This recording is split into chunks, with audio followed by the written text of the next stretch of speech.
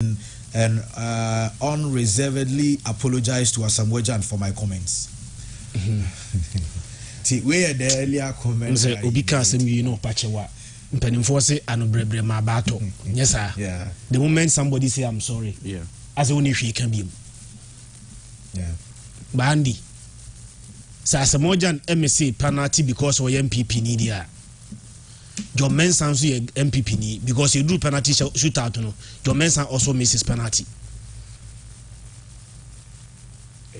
Eddie also say the penalty. The same as Asamoah or miss penalty no. In fact, Ghana for we are not saying this just because Asamoah Asamoah no issues dada. Yeah. Sa Asamoah ninya no akogina wagina ni atwi. Then ninya na bu bia ni so sans ensem ni nyina no. Yene Asamoah our own issues. That aside, some match now all can one seven. Andy, a drew penalty shootout no. One ball first. Asamoah. He scored. Yeah.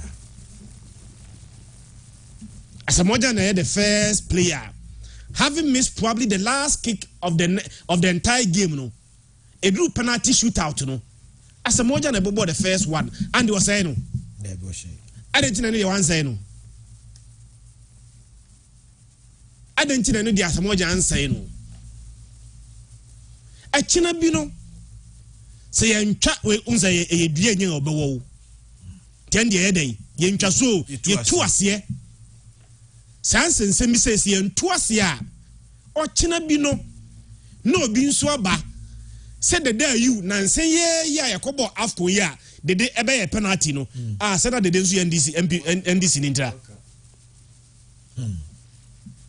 Richard Ofori. Boya ekoi aman kaya dimia qualify no. A chinabino somebody else will come. Wasi Sir Richard Ofori so no MPP wa ba muntia. Ye be qualify ni ageni mo nyamunti no. And Richard Ofori so ko say sa e chase aboard. Said the day you go World Cup you Uruguay nya penalty ma de ko boss. The day you after Uruguay yeah, last game and you win their qualify. You here win their qualify. Ya get penalty at all.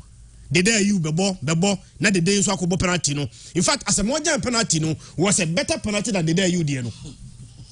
Just ni nyina nshenti no. On the day you how weak than the penalty there. Yeah, very weak. Echinabino another person will come. So I no credit the day you see NDC MPP ni enti obesha amia qualify ko yanimunti no. E no so timi say no. Andy and the Ghanaian youth any Ghana for no sans and some we no Andy onyinaso nto abama wo e kom di nipa ka kire nipa kro ne se da bi amanfo tifia wie school nya adwuma nye me ba me mo adwuma ye nipa no tifia so beto abama wa Andy ka kire ne se ukwaya wonam so nye e kwai na wonam so enye no me ba be ya mawo saa se nipa kro pa tie. And a man for university fear, a nursing, midwifery training colleges, and the area to fear for bare 3-4 years, they have not been employed. Some person will not vote for you because of some of this sentiment and comment. A share before cry. A share before. Now Asamoah and I walk on a seven. The third MP, yani only Asamoah in our own moi. Yamiano Nukreni, Asamoah at home, my reason.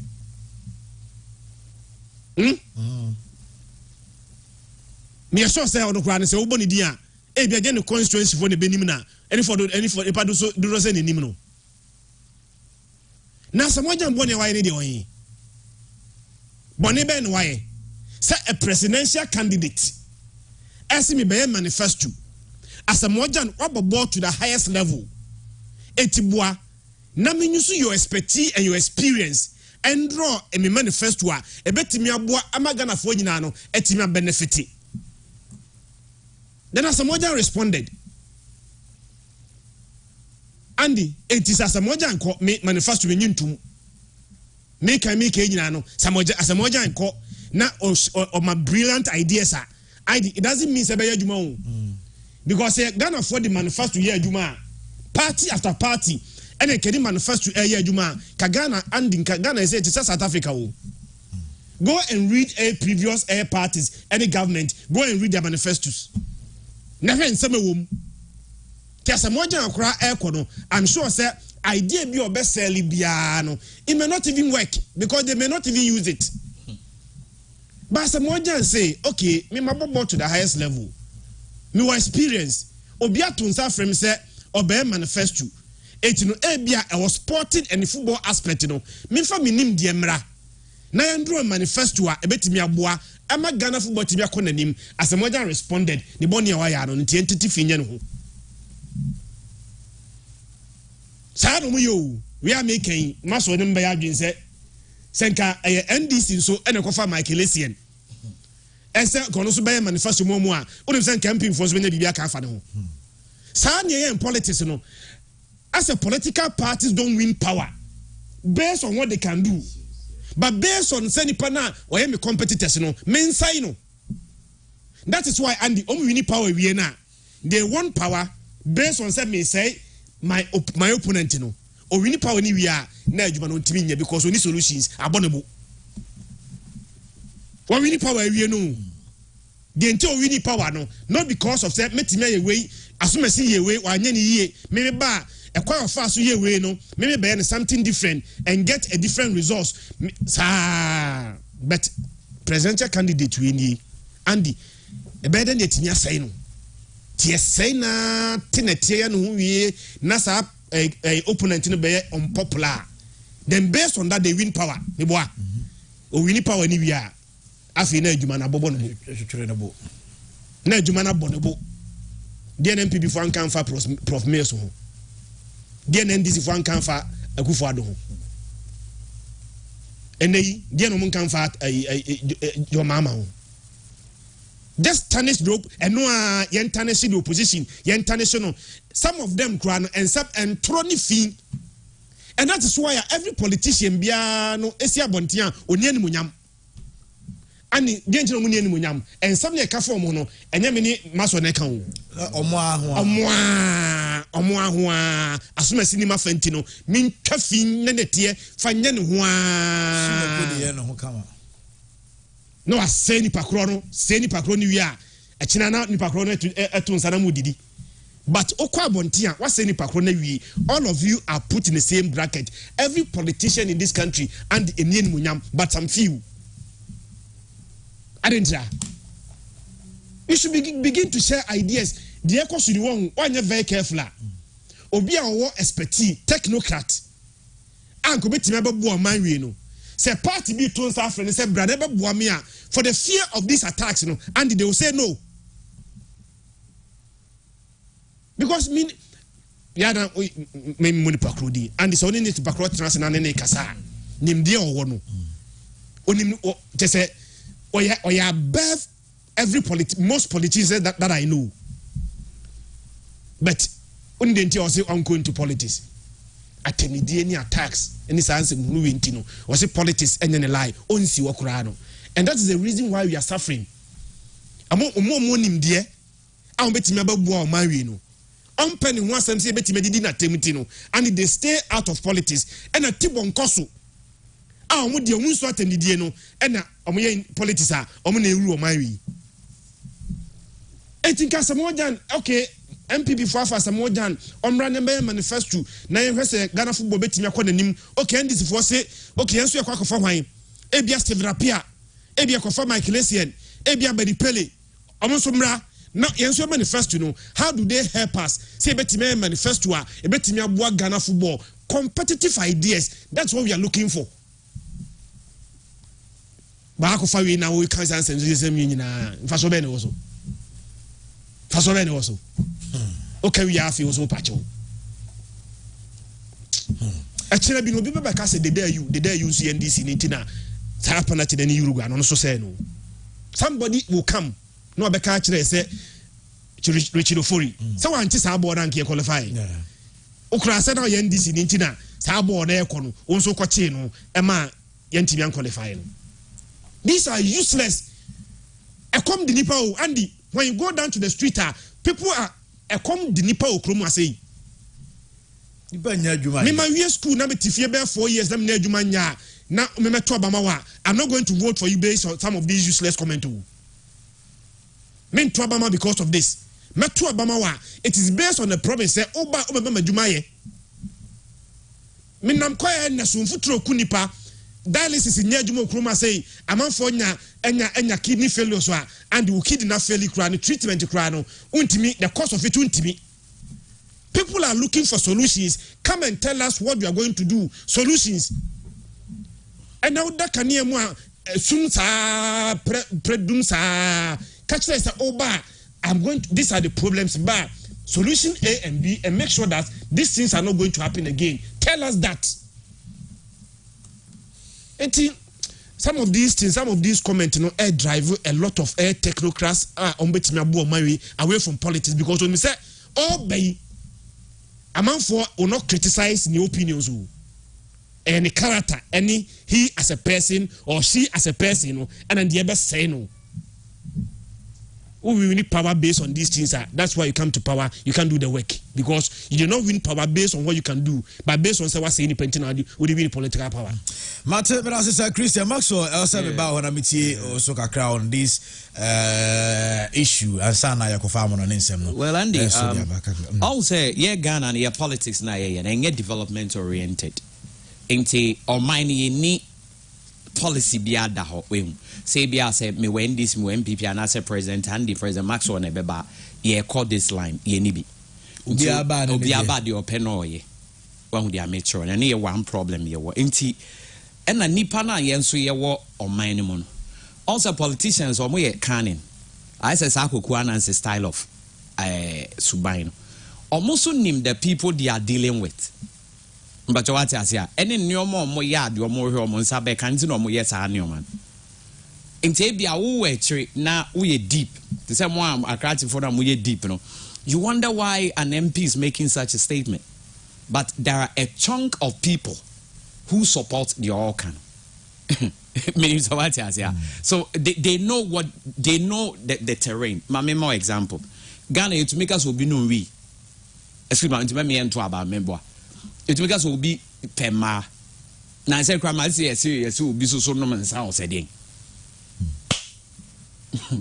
And now we Oko Germany be a cromon no more than you.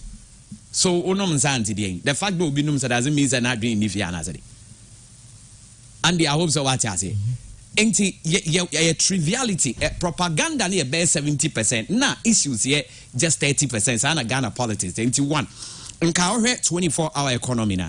Senke your man be anke ndisi baby omnam dia ne asebe so mo kana nko mu tirem na Tony pass because that thing say no crumble to implement no my ni ye betumi change o ma sa so na digitization o se de ne ye kan e senke MPP so bo hosa because o mo so to me ebeye no mo be ye adwuma ye ni ye no so betumi change o man to another level but o mo kind of phrase no mo jai o mo nyina akwa ka so u bi so mo nko mu deep abo so mo san atoto papa so but o mo be gina bonti o we pema hey we no we me va to ati and you say let's back on papa no asem we be issue say obi so say obi this wa broni na no abe take over the issue enti politicians is not that they don't know what the onims are the all can hear wrong but obe kan some no nya back class the obe kan some me pacha o kan so pacha say Chris wa bubu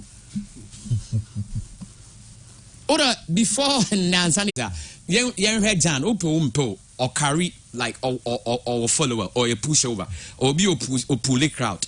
And the Jan Akoka way when they be a Jan fans no may want to follow with the youth. Inti Italy where say a blackmailing let's say oh inti yana is and why me ta onya me na me why we sani e to about Ghana. Just as the Christian can say yes no. Yes, what to say? Say ex-president say Casa Watoto hotels or Dubai. Basi na yentumi nche hotel yentumi modi say hotel cry your friend say. Ni akaso na Nekufado akoto dan wo UK onipa no ate on two kwan don ready. Nso no na me was say sika akoto dan. Say Kufuor ni Gizayali bia ko ntafo ebesi na ntafo no ye hu pictures. Ntafo besi na yeni omudin.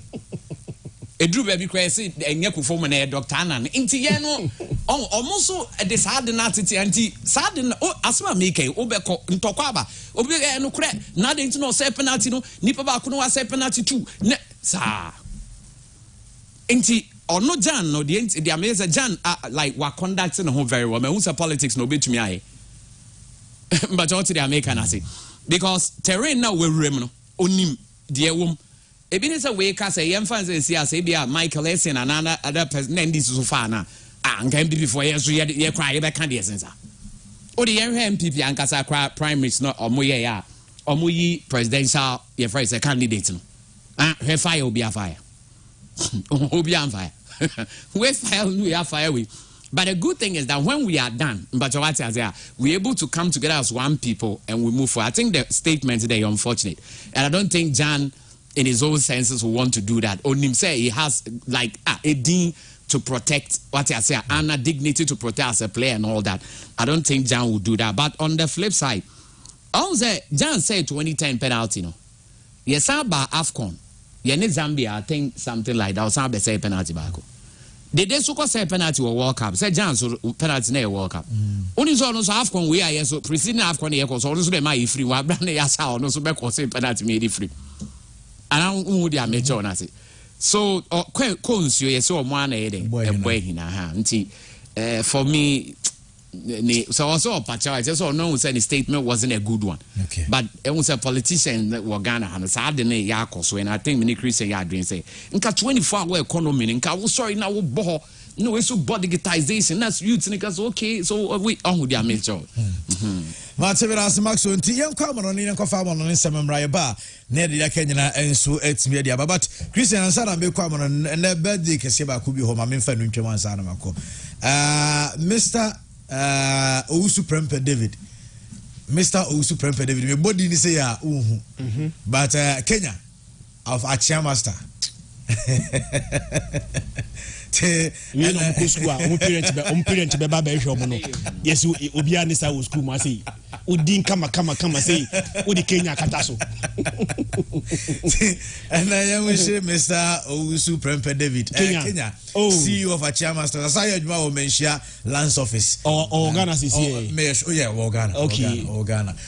Boss, birthday, but birthday. Me ko issue Achia Master hono. Ka che no. Friend man say me ko Achia Master akoyi. Enra me fa ho. Many ato yeko Alaska. Okay. Also on Alaska. Mo free how. Any Alaska building no man Achia Master wo. Me fa honum ne yekoto ade o Alaska honum na me ne ato. Okay. E fa honum. Me who wan correct you bi pa. Boss, happy birthday Elkova from all of us. Ne bo na din dia ba ma ko yini sa birthday die. Me ko yidi aso no nya. Okay. From all of us the entire crew and Bomb as well, wishing you the best of today. Boss, happy birthday to you. And on your birthday, and that time your birthday say no make your favorite coat say boafo ni erade. Ne favorite coat pa no boafo ni erade. Sir, happy birthday.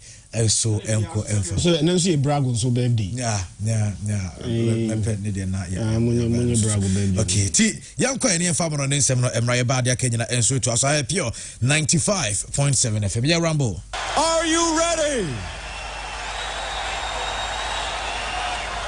Are you ready?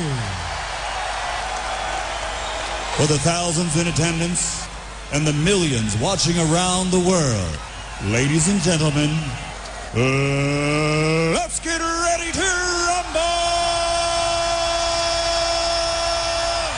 Right into here, Rambo Kakra live on Pure 95.7 FM, live on Facebook, gonna pay Pure FM TV on Facebook, so and on our TV on Sabbath Maka Jmadiniako, Naya and Sama and Sat Maka latest no, Yanfanina and Sumrati for no games outdoor and sweat me echoes, Ewa Monoco Spinner, Ewa the Spanish La Liga Sota Vigo, Etna Fieshabako, Emma Yudi Ameria, Wamo and Swent me and Toko Italia, Lazio Etna AC Milan, Ebeshom Ekaba Commentmente, a Brantier friends and no careful. One and a share go 88th minute. Edema AC Milan omutim Lazio enya 3 red cards and so was a game anymore. And on air the German Bundesliga the Tennessee na dia Freiburg Tenafie one Asia 2 Bayern Munich and so Asia 2 in Tenra Bayern Essence a drop points 2-2 and on score by one some no yet Eba Monaco at Tenafie PSG one so ebo goal and draw and on latest and so betoja yet Eba Mo and so Madrid 7 games and on so betimi akoso no so na the Tennessee no Premier League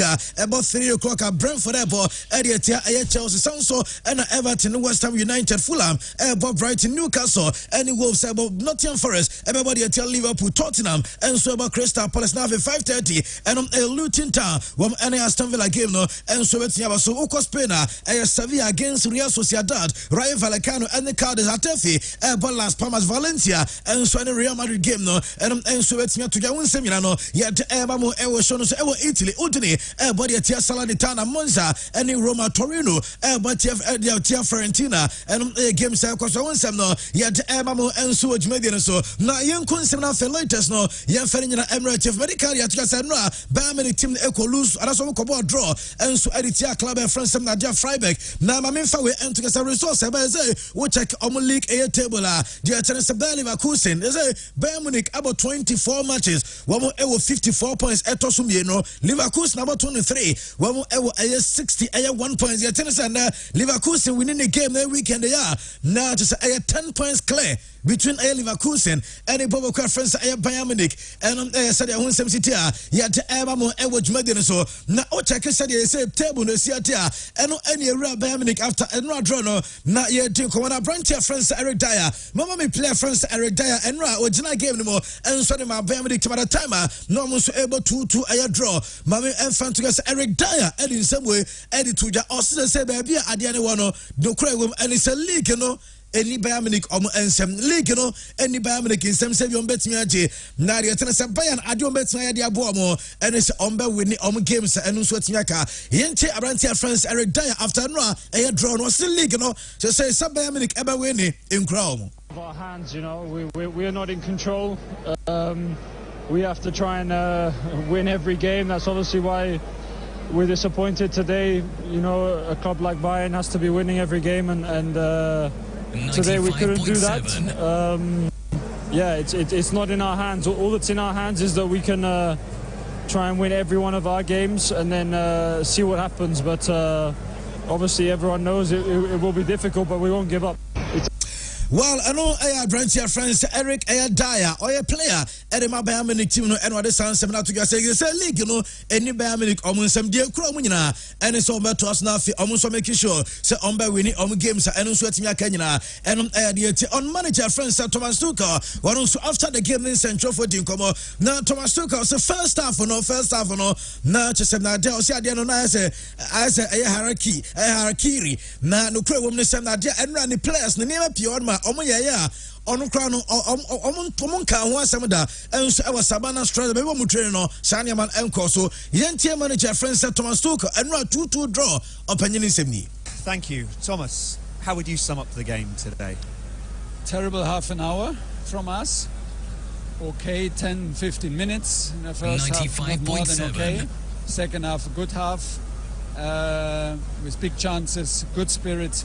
Much better discipline, much better quality in our match overall, and we could have won deserved, but we did not defend the throw-in, the set piece, how it is needed to escape with a win. So we have to live with 1 point. Overall, we can say it was not enough in the first half to fully deserve the victory.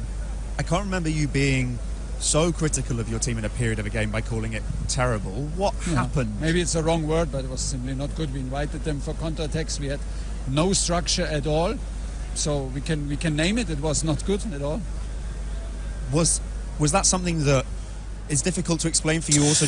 I know I am manager friends Thomas Tuchel and Ra board draw no and what the Sansam no one answer the Atugani no yet Mamo Ewotion so we no Sansu to Mubu San Yami at Tuesday UEFA Champions League against La Jolusu first leg na Sunday yet a season defining game at the Bayern Munich and a coach no say no cry Yami at Tuesday game no ever define a Bayern Munich almost season as you say be failure a season no and I some enye failure Yami at Tuesday against Lazio and bet me determine eno ensma to us to call it to ja ya de mamo enso dwumade so na mamenko aye Monaco any PSG game no na aye ni ko mame abranche France Mbappe na Mbappe timer na che se ofri aye parker so ekwa akotra aye stance me hear Kylian Mbappe say unum sem na no Mbappe about the only first half second half no enya de Kylian enso to aso esia kam de ma aye PSG wo ko no so we video that screen is your live on Facebook Pure FM TV away aye abranche your friend is Kylian Mbappe way omo call dressing room and our coach and him enso ade Luis Enrique ekache ni sem ofrimo ama aye Randall Colomwani enso be replace no now straight from aye dressing room Mbappe and kwatena bench aye na Mbappe ko aye wako aye stance ni mo VIP box o eno kwatena ne mamenche obenya sai megina for eno so mame na 20 player no ena kwara branch na okono aye branch France Kylian Mbappe game ni yampoye nemum Mbappe ye ni free mo no enya de se game no to aso enso ekwe ewo bench o nemum de atene se no kwatena stance ni mo ekwatena aye ne mamenche we aye branch France Kylian Mbappe and abon sa second half no the capture no enso ewo aye stance ni mo na coach France Luis Enrique edi atuja ekobisa so panyina ye de na we Mbappe edi ne free game ni mo o say ade na simple na sooner or later PSG team babo without a Mbappe enti also mo started no me bibi say also mo di o mo ba because Mbappe no obi anim sa branch in season e ba na wie ya wo ko enti sa player de bako a also mo so started aye niema without a Kylian Mbappe aye no ankasa the decision na aye the best aye option and so the man team no eno aye manager France Luis Enrique and at the Sansem so dia ba ya de e ba mo e wo so me ko Premier League na mo na me Premier League aye ba goalkeeper sa aye clean sheet this season. Now, what we said this season, clean sheets, no, there were 3 goalkeepers, women, with the same number of clean sheets, name in different number of games. The attendance of the Jordan Pickford, Everton goalkeeper, season way, what 26 Premier League matches, Okuta 8 clean sheets. David Raya, a goalkeeper, the Arsenal, one also other 21 Premier League games, Okuta 8 clean sheets. Edison Morales, our Manchester City, what 25 games this season, one also Okuta 8 clean sheets. And team goalkeepers, me and so far, one and clean sheets, no, and so 8, and Okuta Ubia, and Diaba, yet Mamo, and so much media. So now, my manager, friends, Jurgen Club, Liverpool coach, no, and so Eddie Sembi Eddie Atuga. Now, Yakobusa Jurgen Club, and no, so Penny says Liverpool, Madikaj trophy back, Carabao Cup, no, match Liverpool, more I am Uramu, and so our Kappa, and our Europa League, and Liverpool Ewomo, Sans and a Premier League, Liverpool Ewomo, and a FA Cup, and when you Liverpool compete, now Liverpool, Ebabaji, I have 4 trophies, quadruple, no, Liverpool, bets Mayana, Yabisa, coach, your friend says Jurgen Klopp, I'll say, not even for a second. We get asked about 4 possible trophies. We don't think a second about it. To be 100% honest, it's always like, why? Oh yes, we are still in all competition, stuff like this. So these kind of things, you don't think about it for 1 second. It's not important. Absolutely not. You try to find a solution for the next game. You try to win the next game, and then have a sleep. Yeah, what? Yeah, absolutely. To absolutely take a game by game. That's probably really not a phrase journalists like too much, but we cannot do it differently. So we just have to make sure we get through all these different situations with as many points as somehow possible, and that's. I know I Liverpool coach friends at Jurgen Club and someone else you have to also no and yeah there's almost journey sa a quadruple 4 trophies no enya nyu to say and is the name of game there after a game and I said they say on my injury updates because Liverpool one ever players April Mama Brantia your friends at Darwin Nunez yeah we saw manager and no as Darwin Nunez say and the situation is here to Liverpool Nunez yeah no Liverpool last game and yeah there's a branch in team see akai na Darwin Nunez say oh you fit na osim dem fan to say enra player we Darwin Nunez e wo aye training grounds Abrantia your friend said Darwin Nunez enso e training here you be say Dominic aye Soboslai or so say and na ho nsem city osim the bio Dominic Soboslai player no enso e training enra and team e bia Liverpool omon game e beba so no obetin include these players no na Yakobisa said na Wataru Andrew because na no mo game no ono nso mo we against Chelsea e wo aye Wembley you say Abrantia no okono na injury kakra enso tiaba wasim yemfa entuja se abrantia friends Wataru Ando and afe Andy Robertson enra sa two players no wom entimi anye training na osi bibia nkyerese osi omo plan say bia ne obema players no enso timi adwane omo eno aye Wataru Ando and Andy Robertson and ebusa ni say Mo Salah na Salah nso sai and Mohamed Salah ni situation no enso esiate Jurgen Klopp esim yemfa to say Mohamed Salah enye ready Mohamed Salah nyare se nyame yaduma abrante no enso ebebo om game ni bi nyame yaduma ene na de tene se Salah eguso a wono nso we se ni injury no ebetin ato no 100% eno Mr. Klopp nsamo a wadi to go ni goalkeeper Alisson Becker na mame Alisson Becker enra Jurgen Klopp by Liverpool supporters yam ehwe na Jurgen Klopp o say Alisson Becker suffer serious injury enye short one. Na osi omunim aya bia time scaler arantia friends aya Alisson Becker enso ade be recover na osi aya proper muscle injury and a player no enya short injury nemum bia tene sa arantia de no say aya serious nemum ni seriousness no entrance season on Samsung returning Alisson Becker ebeba ansa na season no enso timi ande eno aya according to Jurgen Klopp and somebody to ja eno injury update so dem on the club no and am the eba mo ewodwumedi so me coach also na Thiago Silva any ayani coach eno aye Pochettino and so my injury updates kakra on Chelsea one or say Thiago Silva abrantia France Mark Ekukuyara omumienu aye back to aye full training enti enra ewo aye Koban the chance Thiago Silva and Mark Ekukuyara omunyina me training here name or say the likes of Christopher Nkuku abrantia France Banoit Badiashare Sanso Ala Chuku Obeka Wesley Fofana Reece James Romeo Lavia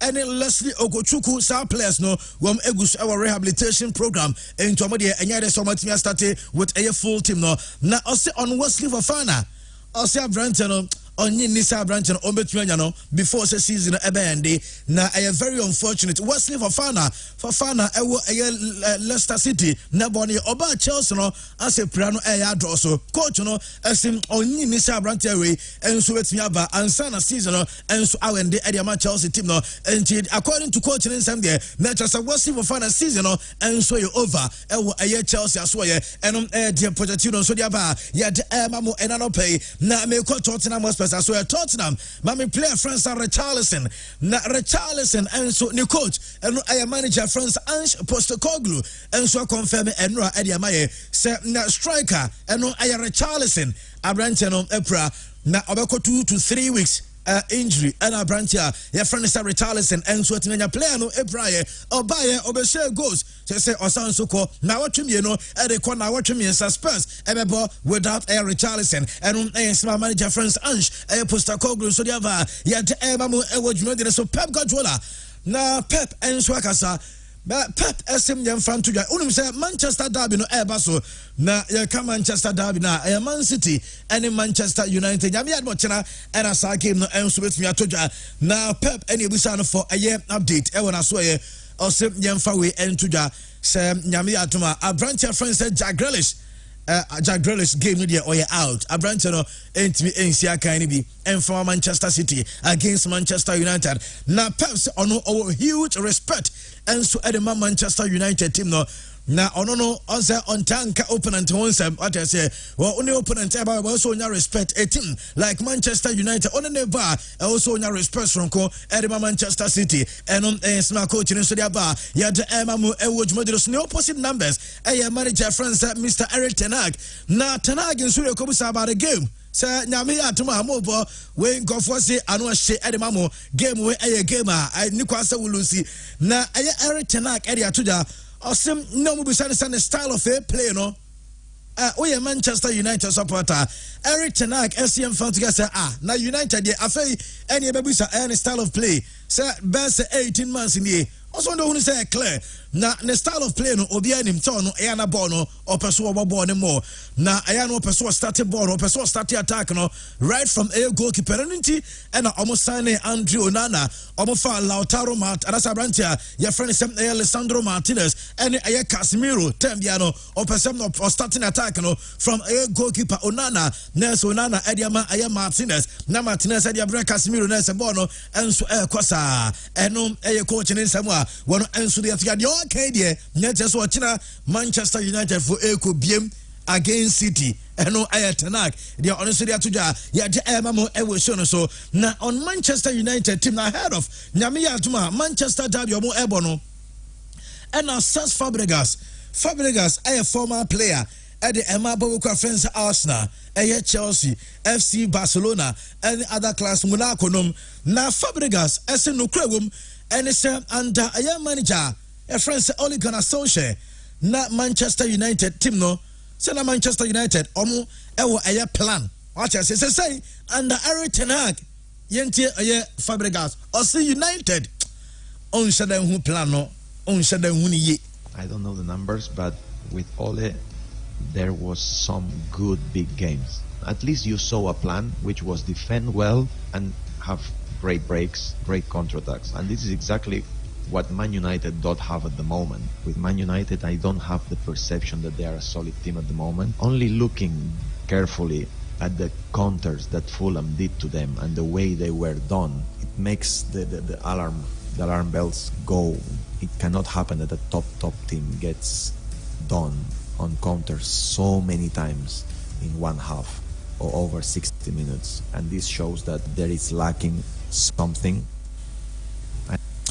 I know Cesc Fabregas and someone on Manchester United team no sir under Ole Gunnar Solskjaer now who say United sir a defending a defender said yeah on shada who say Manchester United team no dear pa and on a person and no Fabregas and someone on Manchester United and the sense of no answer to gonna pay now one said is here tell mama enquire stories na mama coach a friend said Roberto Di Zerbi and so a coach at a club friends of Brighton and Hove Albion. Say Minya report say Liverpool team no one essence Roberto Di Zerbi na enwa me catch say first proposal to Xabi Alonso eko yes say about option B say come say eko na Xabi Alonso antiase Alonso and decided to join Liverpool team na omo de omo nyahwe Roberto Di Zerbi Brighton manager no eno demetia ya de mamo enso dwuma no so Real Madrid team ma me fa we ento say Madrid you say players ni bi enso pra ma me ayakoto any player friends Adam Letao omumienu nyina omunya ACL Kotoa enya ACL first game sense and a branch friends Letao enso ekopraye omunya season omunsiakan and from Madrid team no enra and our coach friends Carlo Ancelotti ekwatenase e press conference as so they have to that say time are two players never ready after a year Mallorca a match in Madrid ebebo area a year Mallorca na sa game no ebeba so on the April 14 na ombo sa game ni after sa game no the next weekend and na Courtois and Militao and so be available na unim after no the next weekend Madrid game El Clasico Real Madrid against Barcelona and anytime Carlo Ancelotti as a goalkeeper Courtois and defender friend Militao wom enso be fit and no demetia ya de emamo ewo show no so oma me branch France Amrabat Sofian Amrabat Manchester United player Manchester United team no say January transfer window Sam omo efa branch France Amrabat no and temper Barcelona fonso by Barca fonso by sen ko mo pa branch no ewo loan Amu United and Antiasie and no according to Manchester United one answer about that Barcelona for a Sofian Arabat January now fan no fan and a Barca for so by some open loan and Demetia ya the Ebamo Elwood so as to why and a coachy Manchester United Sam Eric Ten Hag Sir Jim Ratcliffe and an pen of one Pamono why and take over Mame okay Professor Ralph Ragnick prof obey Manchester United na me report is be say prof and so are recommendation the ama Manchester United as to why and I coach Manchester United or say and a recommendation of the man Penifono and it's a coach friend say Julian Nagelsmann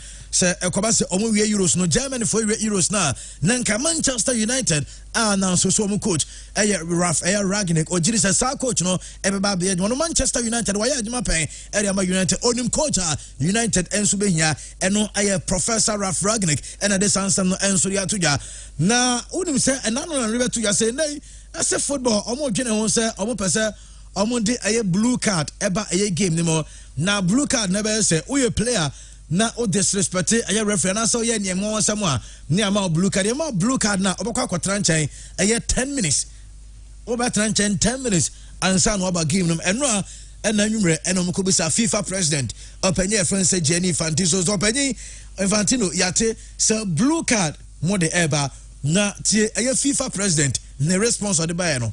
Blue cards, will we see them used at elite level? No, there will not be any blue cards used at elite level.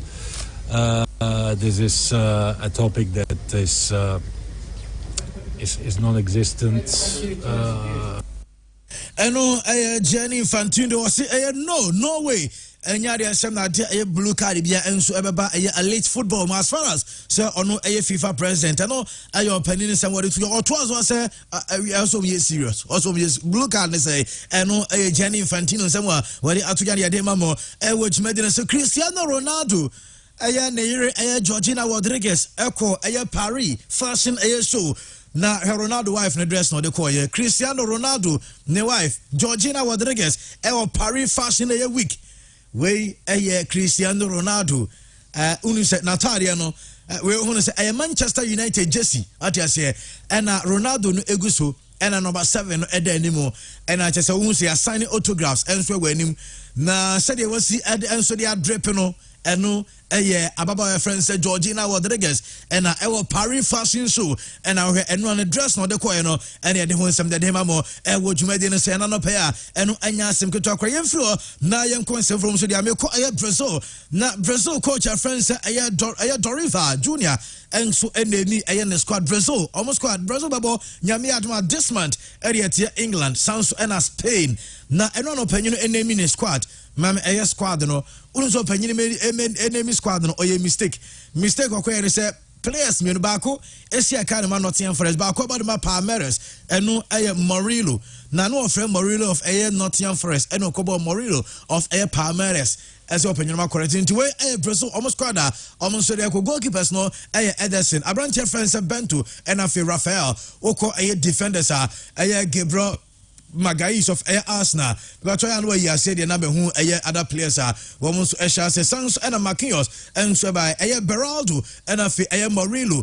Now, as I say, problem and swabba, Nina sem Juve for Ebofu, Sir Gelson Bremer, coach pass. I say, I ran friends Alton Lucas, Santos and Wendell, and also by Danilo and Jean Couto, Casemiro, João Gomez, and I ran friends Pablo Maya, Bruno Gomares, of Andre, and Douglas Luiz, Lucas Paquete, and so returning, and Andreas, Vinicius Junior, Gabriel Martinelli, Richarlison, Hendrick, Rodrigo, Rafinha, and Savio, and Girona player, Nuntuwe, Squadra, Doriva Junior, and Swandemi for Nyami Adma, Spain and England matches, no, and the Tiasan no, yet Mamo Ewosono, so Ruben Amorim, coach at the Sporting, Lisbon, na Ruben Amorim, so no, and teams nibi penal.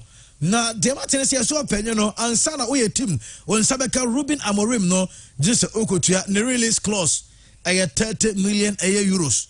This okotua 30 million euros and a Sporting CP ansa na manager friends Ruben Amorim won something so atinya kasa coach no and on demetia yet mamo ewo dwumedro so Manchester United team no egus twensem and penifo be announce say opinion friends Dan Asworth and so abenya sporting director area Manchester United team maka so opinion no say waji leave ewo aye Newcastle just oguso a on United team na di nkomo na ya say aye opinion Dan Asworth so opinion sporting director and the coach of Graham Potter ama on United Sergeant Radcliffe Monkomo no wabo Graham Potter din and the actual say coach oba person wɔ de be adwuma ɛyɛ ɔpanya fence ɛyɛ Graham ɛyɛ Porter ɛno ɛyɛ Temetia yɛde ɛma mo ɛwɔ so no so ɛno congratulations to Andreas Iniesta ɛnya 39 years na ɔda ɛwɔ UAE ɛno ɛna Andreas Iniesta born in game number 1,000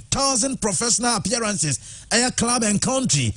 Andreas Iniesta fefo nyina no omisi so no say dodo na say Xavi ɛyɛ coach ɛyɛ PK ɔno so nam ne baby Puyol mo any other player Sergio Busquets mo ɔmo go so ɛbɔ any ade na mom ohɛ ɛyɛ apanya friend say ɛyɛ we ɛyɛ Andreas Iniesta so ɔhɛ ne din a unse opanyina nyini papa eno ayade te a yade ema mo enso adwumadine so Antoine Griezmann say Griezmann enso no still almost see more than Atletico Madrid nyame yadoma our game against Real Betis otena diamond and say still Antoine Griezmann ne ho enyanto no enom news eba yade ema mo adwumadine so no mbeka jogging asem say Arsenal team no FS jogging I'm on a new contract adopay and amenya report say 3 Italian clubs Omunyina show interest in Giorgio, Juve, Lazio, and afi Napoli. Omunyina enso so komunya Giorgio, ever play no contract ebe at the end of the season. Name said already can Arsenal say Giorgio the Bona Obono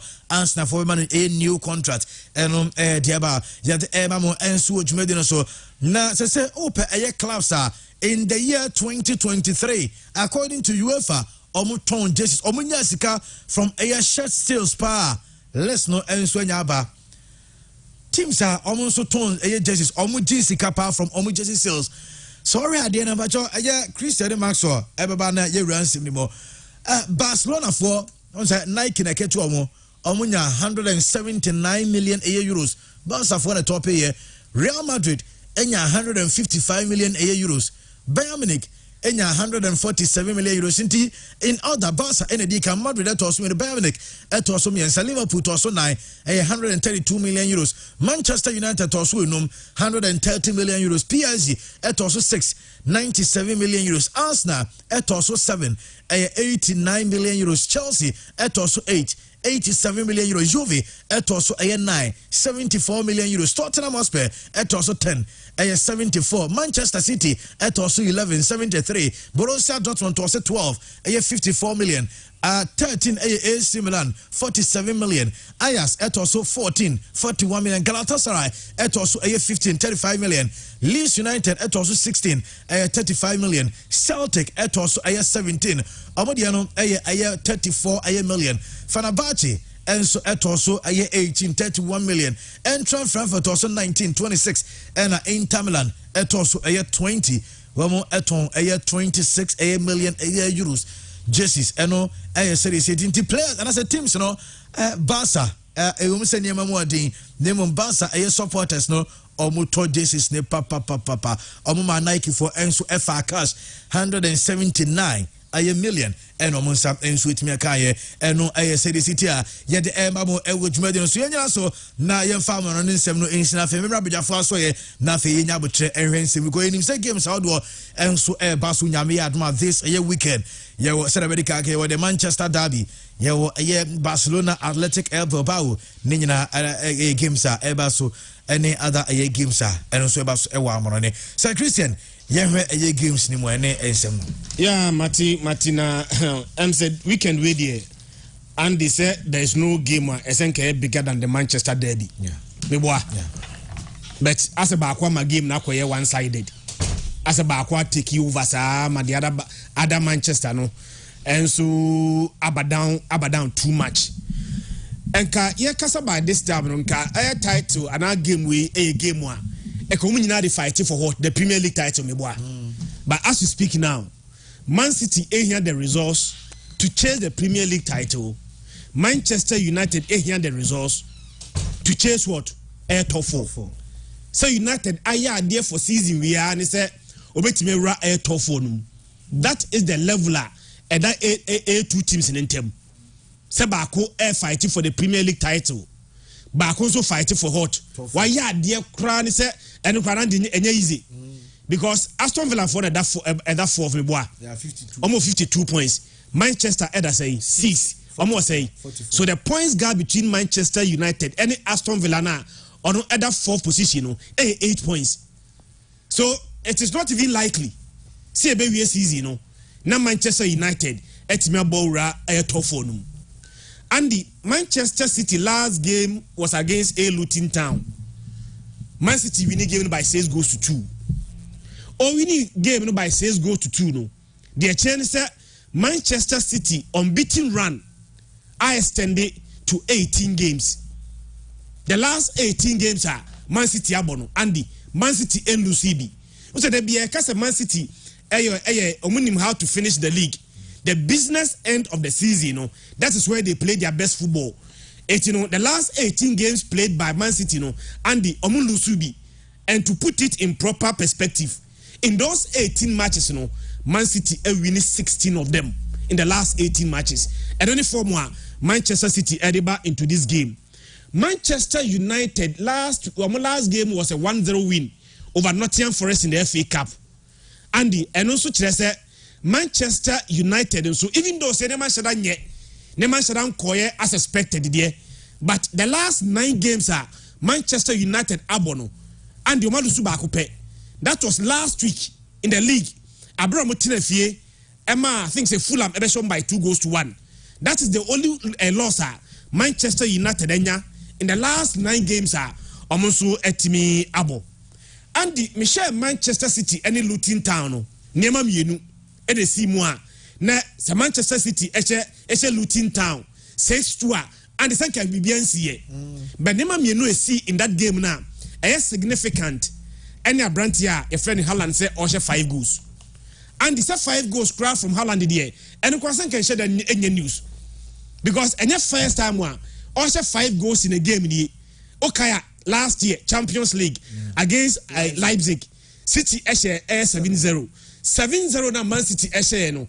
Haaland nkwa 5 of those 7 goals. In fact, 7 goals no share in that match no. And the how many minutes na share? 57 minutes. Coach in film crowd. Some of us were disappointed. Sir, Abrantian above 57 minutes. What's 5 goals? There was a possibility say Obetimia break his Messi record now. Or no yet Tia Bali Vakusin way back no. And we are Branton film. So that was not the first time Haaland Asia 5 goals in the game. But dear Mama Nijima Branton said before say Omoba against a Luton Town. Na Andy wa Messi chances be season way. And Mama for Frase air top pressure. Emma Branton. And the no crack say season way say open player. One message chances big chances are Andy or you up there. Ya beba so. 18 or share 5 goals no Andy Mekai say since our bar Premier League in the debut. Brenton be see a kind of Man City no 83 games so far. In those 83 matches no Brenton friend Haaland as 79 goals. Andy within the same period. You can the same period that Haaland making a debut in the Premier League no. Or no as 79 goals no. Player or yes second I was more goals in the same period you know Mohamed Salah and doing the numbers you know Haaland I was 79 no Mohamed Salah I was 49 look at the gap. Wow. The goals are a separate Haaland at the top scorer in the Premier League era since Obaye making a debut no and in the second top scorer no and the 30 goal difference in 83 matches but console the boy here this season Upe player back one Messi big chances pana and the Abrante friend Haaland say the big chances miss season way league table and a goal scoring chart now Haaland will top it surprisingly and the one Messi 24 big chances. The next player one Messi more big chances you know Darwin Núñez I Messi 21 meaning say Abrante friend Haaland I Messi big chances more than Darwin Núñez. It's not pressure ban so. But against Luton Town, now say 5 goals there. Me so say pressure near Thomas Brantia, your friend Haaland, say oh Messi have big chances, you know. What is our Luton Town, Andy, etimiati air pressure no so. But beyond a Brantia friend Haaland, say oh say 5 goals in that match now. Or take the pressure no so no. And the Kevin De Bruyne and so provide have any assists in that game. 4. Again, and Kenyan news say a Man City player provided 4 assists in a single game. See a quiet here. Season we are Andy Mikai, some Man City and Bournemouth. Okay, I friend Jeremy Doku. Jeremy Doku also provided 4 assists in a single game in the Premier League against Ed Bomboff. But the difference between Jeremy Doku and Kevin De Bruyne is that Jeremy Doku assist in a 4 no. Eko 3 different players. Bernardo Silva enya 2. Phil Foden enya 1. And Manola Kanji and Sunya 1. But Kevin De Bruyne 4 assists. All of them eko a single player. So there's a connection between the two players. So Man City now per se already so much threat na. Andy akwa se wo ubeso kuna ubodi hifa. Haaland without the ball is not effective. This is a ball na bad ho. One of the ball name Brandt Friend Haaland. Kevin De Bruyne. So to be able to stop the threat of Haaland, stop the supply, which is a Brandt Friend Kevin De Bruyne. Kevin De Bruyne and near Brandt Friend Haaland. Medica can say Kevin De Bruyne provided 4 assists in their last game against Lutino, and the season way ni assist despite injury Brandt and Ninano ni assist so far in the season and the Aqua 11 and Brandt also etimi Aqua. Mekai the last time one player provided 4 assists and a single player and the Minister so Krabekai. That was way back September 2020 and a Hurricane provided 4 assists and my Brandt Friend son. Since then I've been see that say one player provided multiple assists 3 or more and my single player. How many years in September 2024 2020 and 2024 almost 4 years in never see that. So Papa friend Pep Akache say there's a special connection between a Brandt your friend Kevin De Bruyne and a Brandt friend Haaland. Andy there yes woman say Kevin De Bruyne and Haaland connection. Medica say Haaland eba Premier League was 79 goals in 83 matches. And the unim say Man City crazy A creators. Time omoje Champions League last season na u Brandt friend Mahrez, u Foden, Bernardo Silva, Ilkay Gundogan, Kevin De Bruyne. All of these players are the way I'm betting me still crazy. But upe player bakwa since a Brandt friend Haaland eba Premier League what provided more assists to a Brandt friend Haalander Kevin De Bruyne 79 goals na Haaland Arsenal emu 16 the assist if a Brandt friend Haaland so Man City for ball now against Manchester United now person really so much threat now the first they say I saw pressing a Brandt friend Rodri. But beyond pressing Rodri, don't give Kevin De Bruyne the opportunity and space. Wait, my picky star passes, etimi allocate a Brandt your friend Haaland. Season way, Adebakwa, enko ye kakra from Man City say, I'm convincing in certain games. As I speak now, and this over to be the English Premier League table, no swa. On them Man City are considered 26 goals. Yeah. 26 goals na Man City are considered no. Andy, ye kasei. Ye mu obi animtia ba league no 3 teams no be betimi age tisi e kase info no betimi age league no enye Liverpool Arsenal Man City so Man City ni main competitors say e betimi age league ni de e only Liverpool any Arsenal. Man City are considered 26 goals no and the Arsenal considered 23. Liverpool considered say 25, which means among on the main competitors, Man City are considered more goals, more than Arsenal, more than Liverpool. Beyond goals conceded, some are considered more goals. See about goals scored in Swa, and the Arsenal say goals in Man City. Yeah, Arsenal say 62, Man City say 59. Liverpool accept more goals 63 than Man City. So in terms of goals scored, any goals conceded, in all these parameters, are worse than their main competitors. And that is why I think that they will need to up their game if they want to win the league. And then Man City neighbor home, say China, City neighbor home, and the City certain record will be a check. Say January 2012 to January 2014, and a Man City a call 54 home games. As our home games, all of them at least. Na Man City shall go from January 2012 to January 2014. 54 consecutive home games. All of them, na Man City Eshego.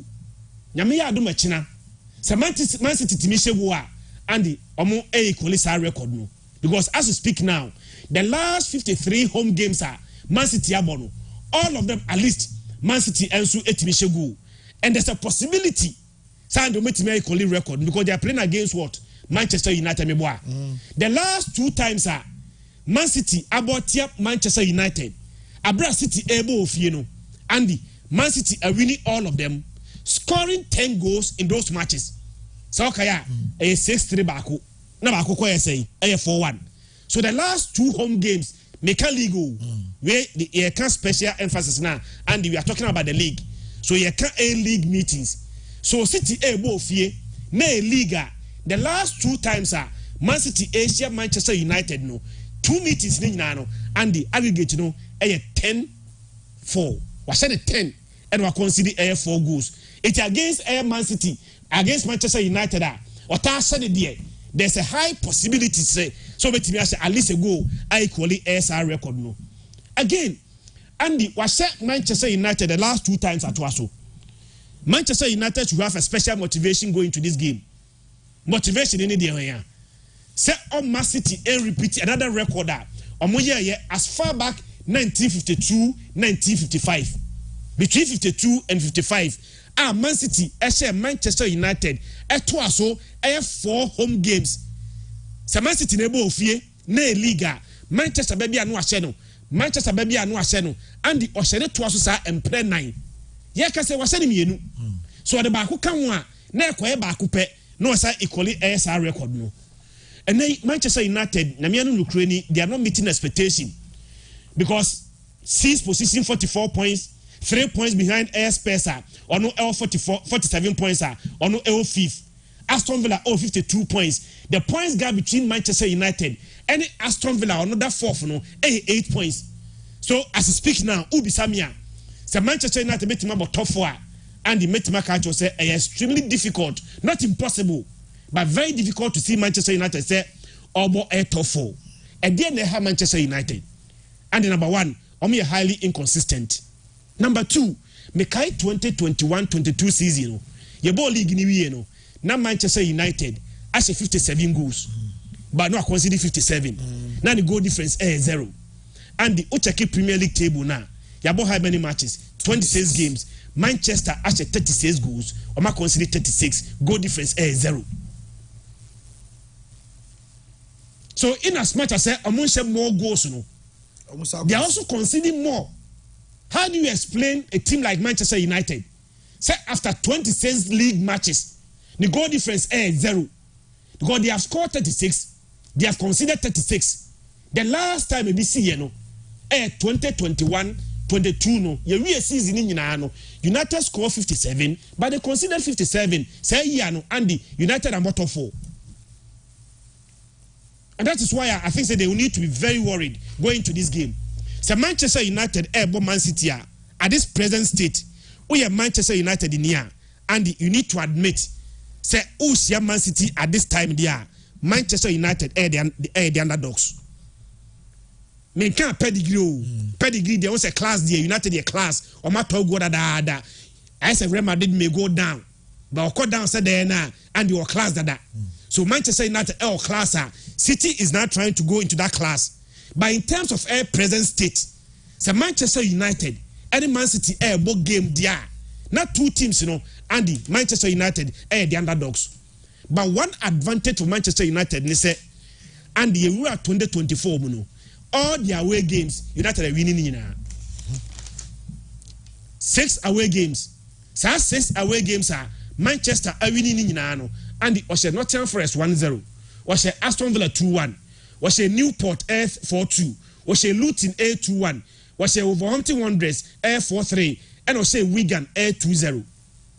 But under the reality they say 6 away games now United are winning none of the opposition and as big as Man City. Because who say why? Nottingham Forest, Luton Town, Aston Villa, Wolverhampton Wanderers, Newport, Wigan. Be as big as Man City. So even though they won their last 6 away games, the biggest away test China game now, Manchester City and so airborne. We team news Jack Grealish is still injured. And I branch of Jeremy Doku. Jack Grealish you want and the one able Jeremy Doku. Josco Vadio also available. But Manchester United may say Hodgland. I dare me no. Just as he was speaking, Oshe goes nano, and an injury bar. The last 3 games are United Aboyinano, a branch of Hodgland, and so Entimi MCB. For Manchester United, for Manchester City, no, and the set lineup near the issue air suspect now. Ederson in goal post, Kawaka or right back, Nathan Aki, Ebobol left back, now Ruben Diaz, any John Stones, Abo 4 and 5. And the dear when he said, what's a City Ebo double pivot? The double pivot to no air branch of Bernardo Silva, any Rodri Mewa. But City on the offensive, Bernardo Silva, Echo can Ayawe home, Kevin De Bruyne home, na City Abo double 10.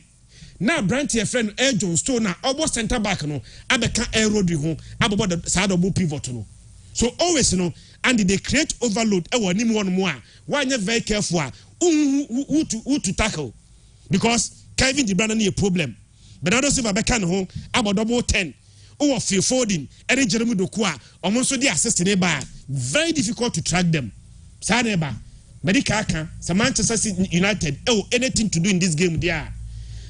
Kobe Menu. And now branch a friend Casemiro the story on the only one able. So Casemiro any one able. Kobe Menu and now Scott.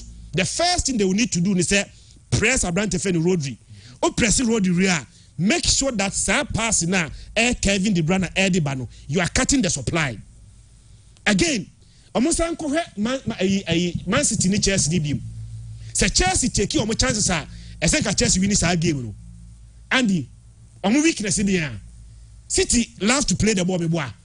So fullbacks never defenders never high line. So Manchester United ebenya bibia fi game mu a they should spread the spaces now. So City basa high line now. Omo leave behind you know.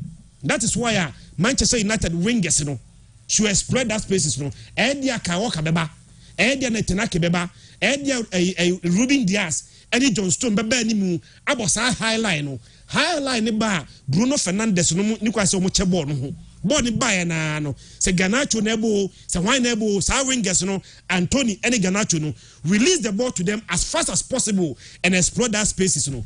I'm sure says Hodgland di no one na Rashford ebobo star number 9 position no and the City be goals se City be goals now bet menya anything away from this game there you must also score goals. That is why the bigger responsibility rests on a branch of Rashford, any Garnacho, Bruno Fernandes, and Tony Nom. Say amongst the few chances that they will create, you know, and they will need to take it. Everything considered, Man City playing at home, Man City dominating Manchester United in recent times, you know. I don't see Manchester United coming out of this game with even a point. It is a 3-0 win for Man City against Manchester United. 3-0. Obeche no, that's the first one Okwawe Koshe 3-0. And I'm a boy. Wow. Okwawe Koshe 3-0. And the last 2 meetings, you know, 6-3, 4-0. They were saying 3-0 and they said anything different behind. Okay. Nti enyame mama. Yamra Chelsea ni Brentford.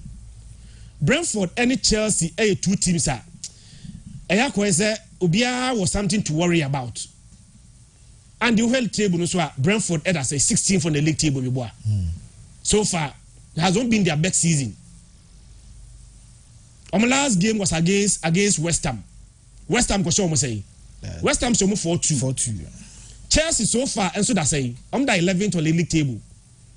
Chelsea last game was a 3-2 win over Leeds. Not convincing, but they won. But at the Chelsea heading back to this game, their greatest motivation is that.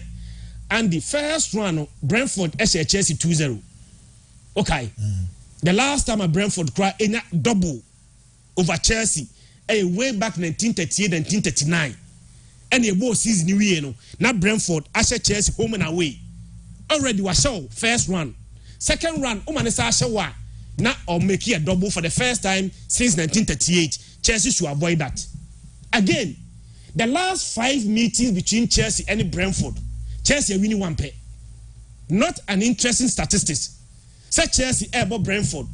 Now the last 5 meetings, you know, Chelsea about Brentford, you know, Chelsea are winning 1 pair. And to make things worse, so 5 games now, Chelsea are winning back up, and the Chelsea are losing 3 of them. And we're winning 1. And a 5, you know, one lose Mumi and Sa. Oh boy, against 8 my friend Brentford. Now we start out about to this game in India, and they are encouraging. Thomas Frank, a coach, Edema Brentford.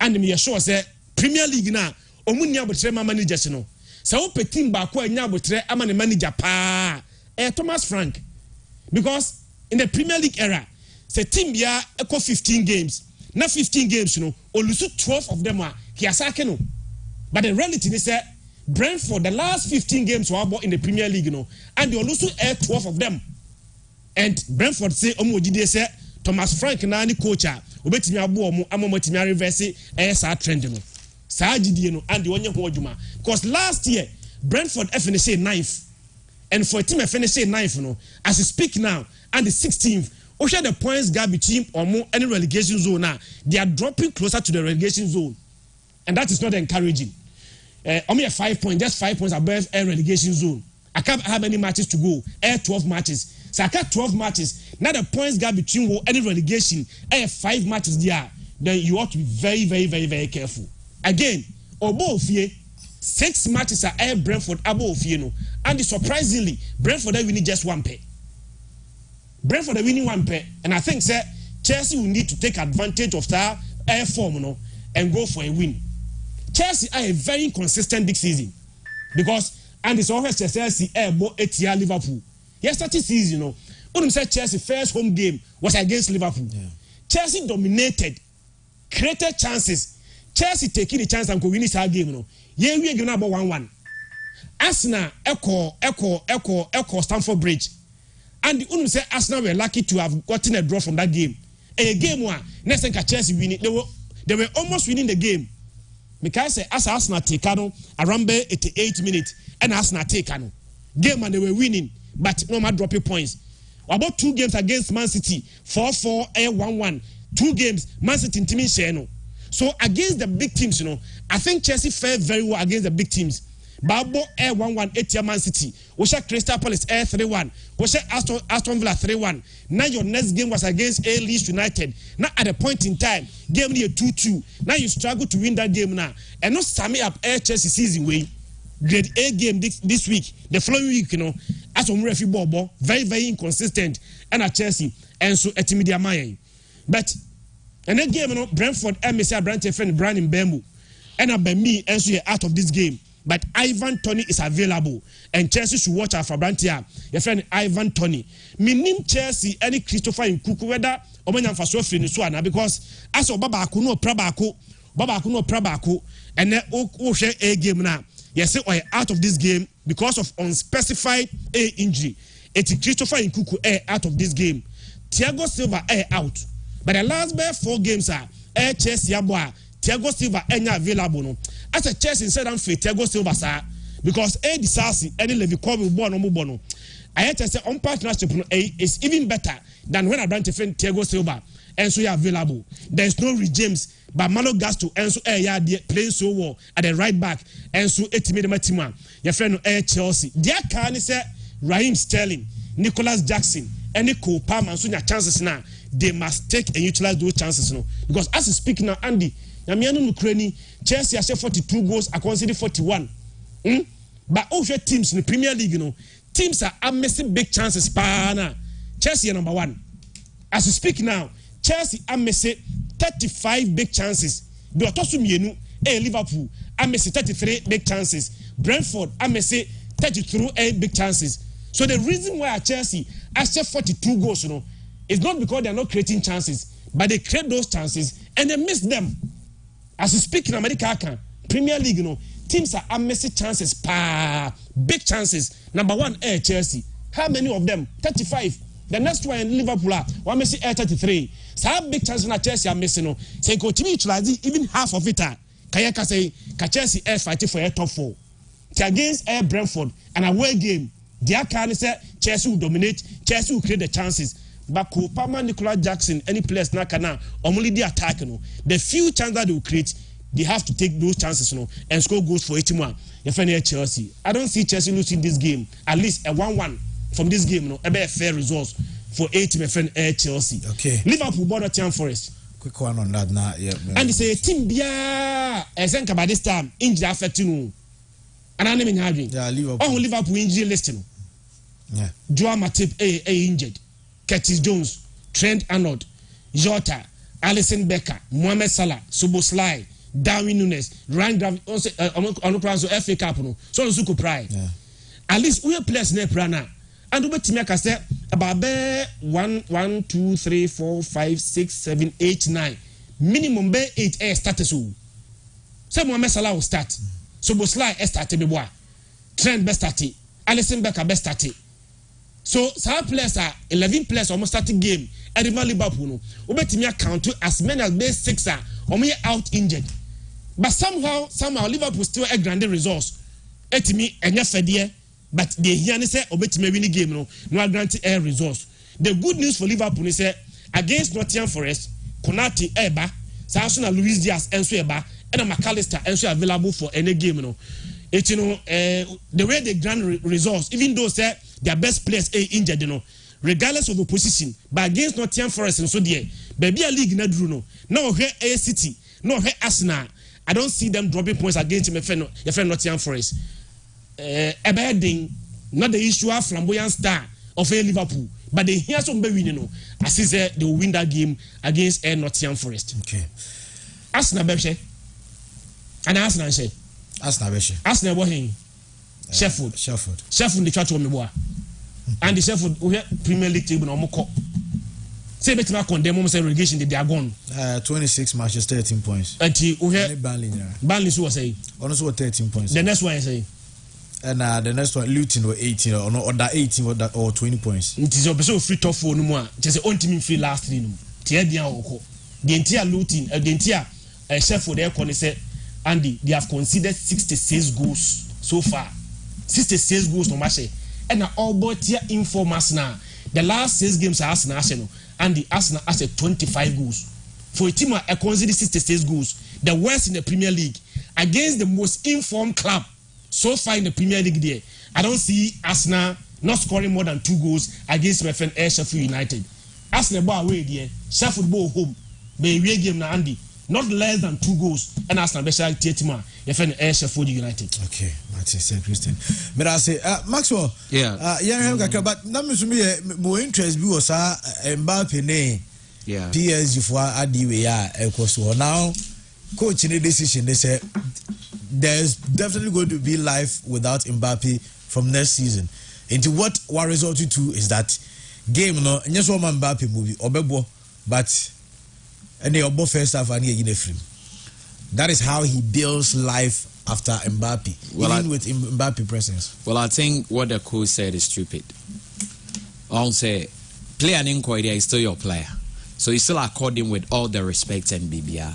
Mbappe bet me akọ Madrid e bi cry on the line ankofa because Hazard e pray asa obeko onsa amfa eba look at Madrid pray so obeko FI all the amateur until bia Bale pray so obeko FI e obia ne niti. It's Mbappe going to Madrid e bi so e bet me afa man o Madrid but bet me say okay oba be we any game no PSG to crown the moment. You look at this says Zinedine Zidane. Nidin Oji in our Juventus called GD, what I say, or signed by Real Madrid by GD, Real Croissant by coach with the French nationality. But they all say one of the teams of also coach by Olympique de Marseille. It doesn't matter, say the air course, it be no one has set, but it be the opposite achieve as an individual. And ya dear PSG bet me the man. Mbappe pedeng, opposite can at least say ye could podium no so I so now. Because when we have Vinicius Munina about the pan who Ballon d'Or non GB. And he also feels that he's a top player. And we hear all the French players who made it great now. Ebia Jean-Pierre Papin. And Albeka say he was playing in France. Of course, he won the Ballon d'Or. But majority of them, you know, more other parts of Europe, no, and some more Peja, or Zidane, or Bejinidini, or Henry, or Bejinidini, even Trezeguet with Juventus or Ginidini. Currently, as we speak, we look at Griezmann with Atletico. Of course, Barca was 50-50 on the amateur. So almost all these players, you know, even Dembele or Barcelona or Bejinidini, or Bodin is into Omunani Pushiba, Sylvian well-taught time or Arsenal near Dingina. So even Nicolas Anelka, Real Madrid, Arsenal, Liverpool, and all this stuff. So clearly, you know, also person also taking the same step in making sure so being a lot of success. And currently Mbappe Ewuska because Skadi Wengebi. So I think they need to get to understand. But the problem is this. Also PSG and Qatar, they are also investing in our French economy no more aside team no Martino in the area of media, even in the area of construction. any sad thing now. We discuss the French economy. So currently, that meeting now Mbappe available. Mayor of Qatar by Emmanuel Macron. That was what Emmanuel Macron said. Exactly. For sure. About Mbappe future. It was about investment. Saudi snippets of yes. So I say more huge investment. The French, your friends say nation no more with their money. And to say Bibi Basse maybe Mbappe being a French, you know. If they also want you to be the face of the team to compete in Europe, instead of the Biana Macron president neither, I bet me in this issue. Because yes, I got a president owned to me, but Mbappe then it goes beyond just football reasons. That is the point.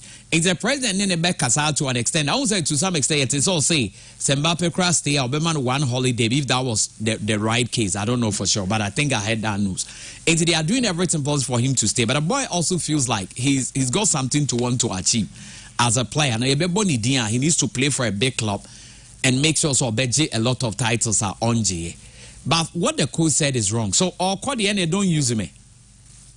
Say or then don't use him at all. Then you build on other people. Once obey you soon need it. And one is say we're changing that then. Oh, you thought say game baby aircon. You need to make adjustment and change it now we Mbappe clearly. But Zoko say he will not be part of you until oh yes sir. I don't say the coach wasn't sharp in the first place. Nekasana didn't go down well. It didn't go down well. So no, so yeah, for sure. But player also an integral member of the PAG squad. So now if you are planning life after Ebion person Ebedru obey you preseason corner they are preparing the team without Mbappe. Maybe I will use this part of the season. That is why I remember Mbappe. But and I say pressure quarter so probably go time we Mbappe for after first half. Mbappe too decided not to sit on the bench and no continue stands him. Game na goalless. And people were like, why not play Mbappe? Mbappe, these players are time you're better should go. Then you get your all say we are top professionals. I'm not expecting them to do things like Champions League PSG that's home, right? Yeah. And also obeying from our continue bench second half. What about for all you know, be any that's when PSG Champions League this season, what happens? It is a Mbappe prayer class, whatever they are looking for, between their mom. So looking at the amount of money on Muditrianeka, well, the investment of my own, so Yanko a there, and the but also what they make, you should use him. Until the question Bisa coach they say, Ebia Champions League so airborne. Is it the same thing that he's going to do? And the answer will be no. Until I think that the coach Nan Kasaye. Of course, he's the coach, and Obetuma making substitutions. If you are playing well, maybe you opposite game will defend and that's opposite or try BB and make an adjustment. Or your coach, he has the right to do that. But we cry there is no need for because Mbappe is a player and he feels like maybe a game there, he wants to alter his tactics and make different, Mbappe. But a period to go. But to say or continue. O man first. So what about if in the Champions League now man for no she go for all you know baby and that's only na although ain't realistic, but what about if they win the Champions League now?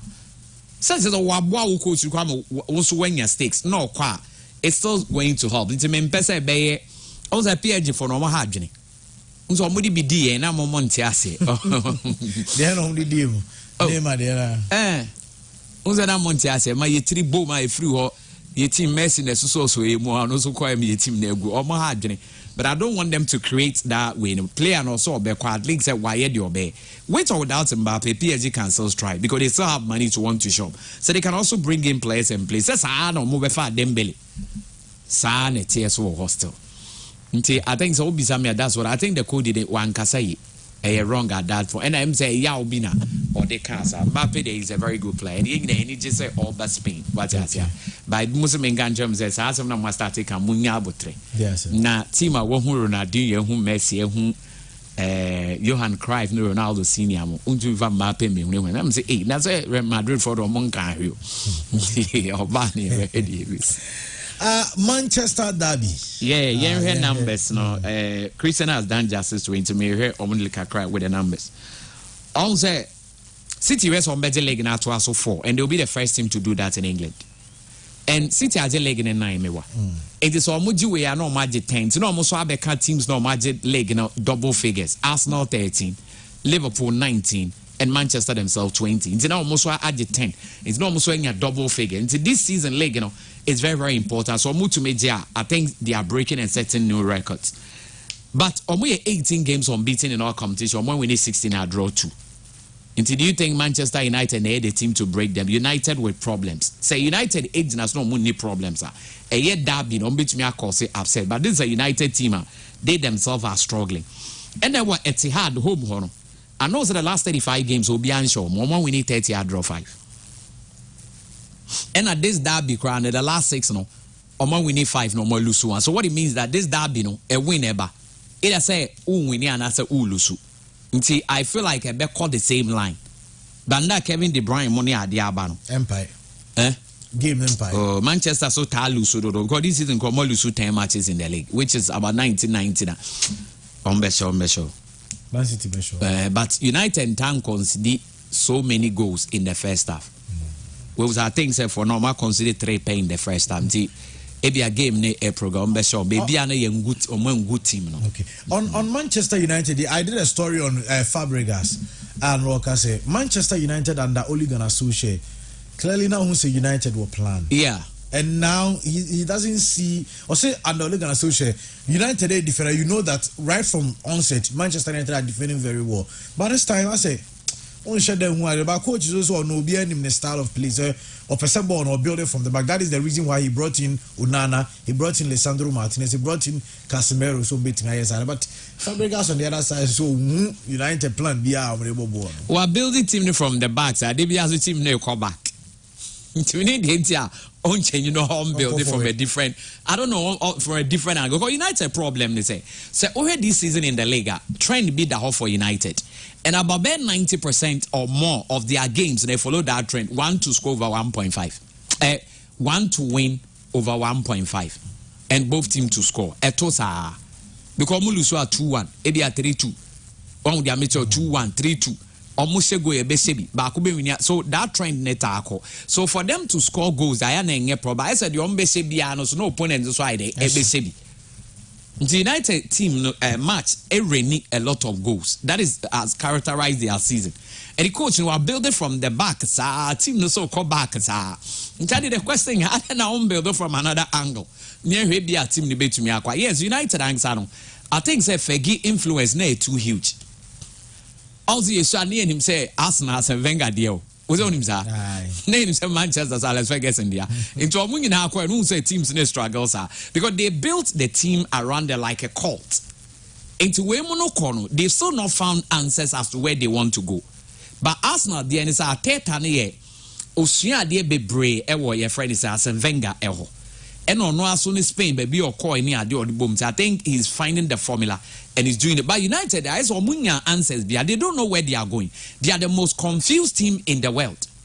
Barcelona, yes, Barcelona confusion in there. It is only that they don't have money to shop for the top players to compete Madrid. And Madrid for us who san or must start top players at Papanesa into Omudo who team ni be bana who be scan say Omonam Ebia Canada now also Nam Congo. Oh, Nina ICC by difference room. Say Canada and Congo, another difference in him. Although in Africa, I went to cry. But we are Canada, no, we are Congo. Also, difference. What I'm trying to say, United, they are very confused because they are on BBI disjointed, they are confused, they are shambolic. And Obia, who are that United, they are me who United after Fergie, say, Fergie, so I'm warm. Because I have Fergie. Sending and stature need your build now in Kenya David Moyes na so man is succeeding. But also abrofo so muso adwen no so dwen say bia Guardiola money Zidane money ade ba unim dia mecha dia ombe no I home be kata ni din so.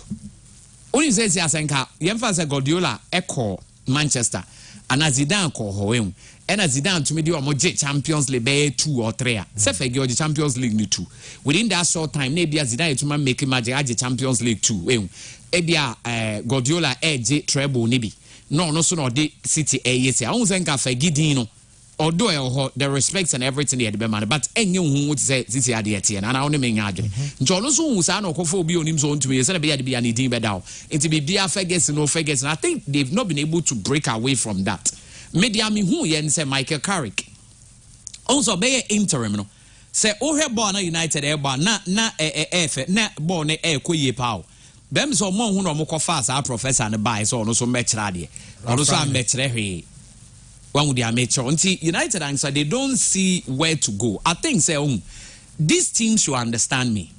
Real Madrid, Barcelona, Manchester United, what's that? Nebia Memfa by Munich can count.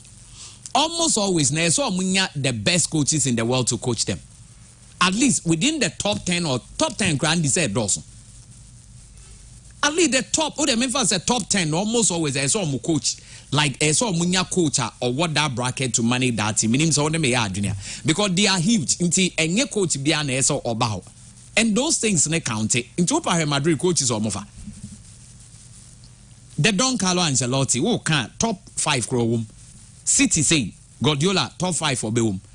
Until they look at the coaches no more fan. Top 10 on them. So it is not surprising that we are struggling. Although, it's a Barca there to win a league with the investment on here to win a league. Of course, with Madrid he did well, but why can't he continue giving out the same thing? Only our balls need to do that. And think me feel say so muhu the direction. Maybe Sir Radcliffe Bawabano or the that direction because Ferguson coin almost top players out. Almost tossa in fact because Ferguson team or build no. Majority of the players on Bayer stars no almost free baby Bayer stars were United. Even Ronaldo himself. He was a young boy, Mufan was sporting right. But Obeye star your friends are United. Look at all the players. Andy Cole, Dwight York Munina. Even King Cantona, not Leeds or Born Yene. It was Manchester United in the shooting. What do you have players in now? Into United Namao yes star. But for coin, they started buying stars. Di Maria Bemfa, Pogba Bemfa, no more talk Casemiro Boca Cranemfa. So they need to go back to the club. Maybe a club and their friends said the history as to what they were doing right. Meaning so what's the American answer? Because United Kwani team Omutiska top stars and Tamfa Madrid top stars efa Barca top stars efa although a bit more emfa unyan 100% the majority of times but I as Manchester United discuss top huge stars eba and Tamfa so they need to reassess things and see how to me are building from that angle and even a team like Arsenal so Wenger time was like that. Majority of the guys, he made them stars. Thierry Henry Munya, they were struggling. They were Juventus, but he was able to find a formula and made them start before they were leaving. And so, beside me, I think, say United, they don't have vision. They don't know what they are doing. They are only playing football. Say, we a football club. And one thing is, also unlike Barca now, you see, Casemiro say because of Messi, money had in the corner. United are still getting sikao. Omunya sikao. Entire say everything is normal. Entire say a normal for them. Okay, yeah, investors, right? And we are guys super sub. Yeah, the sika say be here. So they be so on the band then I say. Entire say no up to a mono. They still get what they want. So clubs be the title, but scan away. So now, and they deceive you. Now their focus is not on winning of titles. No, their focus is also there. But I say it's not on my try. It's not working because they've been spending. If it's not working, say one. Obeji titles. Now why are they ending there? Say at the clouds, beba, at this beba. They still have the clouds and also have money. But they a bit lazy. They don't have the trophies. Yeah, they don't have the trophies though, but they still get the money they want. Some teams are winning the trophy. They don't even get half of what United is getting. Into what they are looking for, and I say they are being selfish. They are not thinking about if anything, the supporters, but yet they are also making a lot of investment because coaches here the way back near the player where by I think they need to go back. That's what many of you are build it. A class of 92 ni be say the same to and yes how mama had say United on my core I think 26 years or so without winning league title now. Liverpool went 30 if I'm right. United called 26 27 no money league title. So Fergie crab by the first 5 years I say try and error. Until the Rebbe come we say match when we knew on Bepam no we need our match and later a bar Premiership era and or status or dominating. And Abia the class of Abia 92 now for the young guys need to be the these key players but started they need to do a thing like that because years after Fergie went on 2013 boy in China so 11 years now. So if they had done that and Abia in the next 5 years things would have changed. Oh, but they felt like they destroyed every plan he left and almost starting to the end starting to top players, and it's really not working. It's not working. My quick one on Bayern Munich in Suasana area. These things happen. Team Bia won the times are or bad momentum, but I am not entebe. Say kocha next is a real problem. Sometimes it might not be the coach. Obey the awuye bia emfa. But we say the reason why people think is the coaches. Before Julian Nagelsmann left for Thomas Tuchel to come, in the Champions League, look 100% record. Yeah. In the league, last season league, Bayern Dortmund now Omulusu their last game, Bayern Munich Eberg League, before Julian Nagelsmann left, Maxwell. League now clearly it was just for Bayern. Nenka and travel and call the last day. Immediately, Julian Nagelsmann left. Thomas Tuchel came. Everything started coming down. Yeah. Also, and on that, before we saw nothing. Also, Nagelsmann left in the middle of the season. A new season now. Second will be, but at the beginning of the season they were very good. Then they do that change, Immediately they do that. A new coach comes in and Bibia started back from. How would you explain to someone say it is not the fault of this coach, but a team being a bad moment? To me, any coaching in free because when a team is not getting results on the field, certainly the first point of contact is coaching. But I would say one thing is this: coaching and Bayern, Nagelsmann was working. But I'm saying one toward the Nagelsmann so he also decided to do a new thing altogether. That was one problem. His own thing. And players also be on to me adapted to the changes now, their adjustments now there, but they couldn't adapt to that. Personally, so Samia, Bayern Munich, they still have some of the best players in the world. But this current Bayern Munich team, But a chunk of them, they were the players are not Nagelsmann. That season, they were good. Yeah. No, my Champions League 100% record. Now league no more lead. Yeah. The same players. But now a new manager comes in and then everything goes down. And I will say there's also say teams be so hard it me picky. It do sometime it me back from that say picky beam. What me more problem ning na say time and the Pam Nagelsmann it was wrong. I was saying ka man Nagelsmann it me we season no. Then they need to let him know, say, you are not continuing, so that coach know about being ample time to put his things right. Because the way a Nagelsmann not set out the team might be completely different from how this coach sets up his team. And the but also what I say. And buying the league net was 11 years or say, right? 11. Fine. And see, last season the manner in which they won the league, was a big statement to people that all is not too well. Because Dortmund now decided how the league is gonna go. And that showed them saying the next season here, but we might struggle. We might not get it so easy. But they thought like, normal, so let's move on and go. And yes, investment, they've done an investment. But I feel say sometimes these things happen.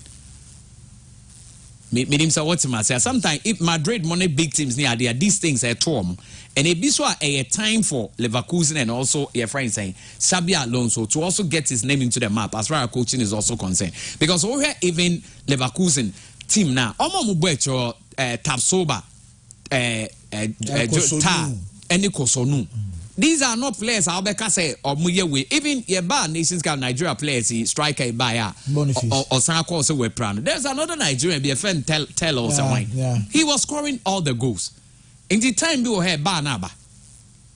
And the names are because either than that, it's very difficult to explain as to what is really going on there. And I think as a coach who tries to be finding answers. Yes, and they should also not believe that they are buying into where you next match you can win. They need to put in a lot of work. And when say share health problems, if we say Leroy Sanimone Nabri Muni are the one, I think it has also taken a toll. Yes, out of there. No Mukipa so is not on that seniority ni yado mano no yano so. Mi go no dano mi huni obeya on your baby but then Barcelona Atletico Madrid. Yeah. Unfortunately for Atletico Madrid, Nico Williams is doing so well with his brother, but Okopeke a red card in their last La Liga game. He is out of Yeah, advantage to Barcelona. Ono cry a person obe Barca say obe banes kani yedia. Ko bono bono is too stylish. Ana mo besan ko for no. Mo besan ko. Whatever. Say wo other goalie am to change. Na sa player this ono yen o Madrid. Oh yeah, there's so Madrid. One will take ni oni bo boda. Maybe say we now say take ni we nye take ni ayi wo no Germany. But free take oni bo on bi da. Mo dey akoye be hunu ya da gula onyere no ho. Oye young so he still can come out. Yeah, Barcelona away ni dia na ye. On dia match. Problem you feel. Yeah, problem na ye feel. And now the rate at which we concede when you bring a double chance from this game. Double chance. Yeah, we will get it. We will not lose this game. Trust me. My what matches to be our select to one and yen taking them 5. Rest Star Belgrade there. They be almost my first team. I was Serbia. No Star Belgrade. Almost the Rest Star there. Okay. Oh, what be some number cancel? Not meet you. Yeah, na there no. Okay, I'm here there. Belgrade. Yeah, Rest Star Belgrade was Serbia. I think 1-3 for bet me I say and I win over 1-5 or bar away with Kukariki. Partizan Belgrade is so home win over 1-5. Now let's go to the CAF Champions League. Okay. Home teams in here win to either top the table or to qualify. And I see a trend coming. Mamelodi Sundowns. NTP Mazembe. Yes, the winner. Well, be winning on our best top group. Qualify. Yes, I'll give it to Sundowns. Meaning say Watra. Yeah, Sundowns. I'll give it to Sundowns. Okay. Pyramid no adibu. Sama to me call mungin Ephraim. So Pyramid so modern go, but me shift it to Pyramid kakra, but me jay not to her. Okay. Simba ne Galaxy. Simba will win. They have to win to qualify. Okay. Or mom win over 1-5. Okay. And with that, Casablanca ne Aseka qualify already, and they will also top their group. But Wydad needs to win at home, so they will bring any chance of securing the second spot. Or Mobesisi Aseka for national. Well, but it be a moon to me in Shebebre. It is all news idea. Under 4-5 when we have 5 goals there, I don't think they can. And your Esperance ne Esperance win.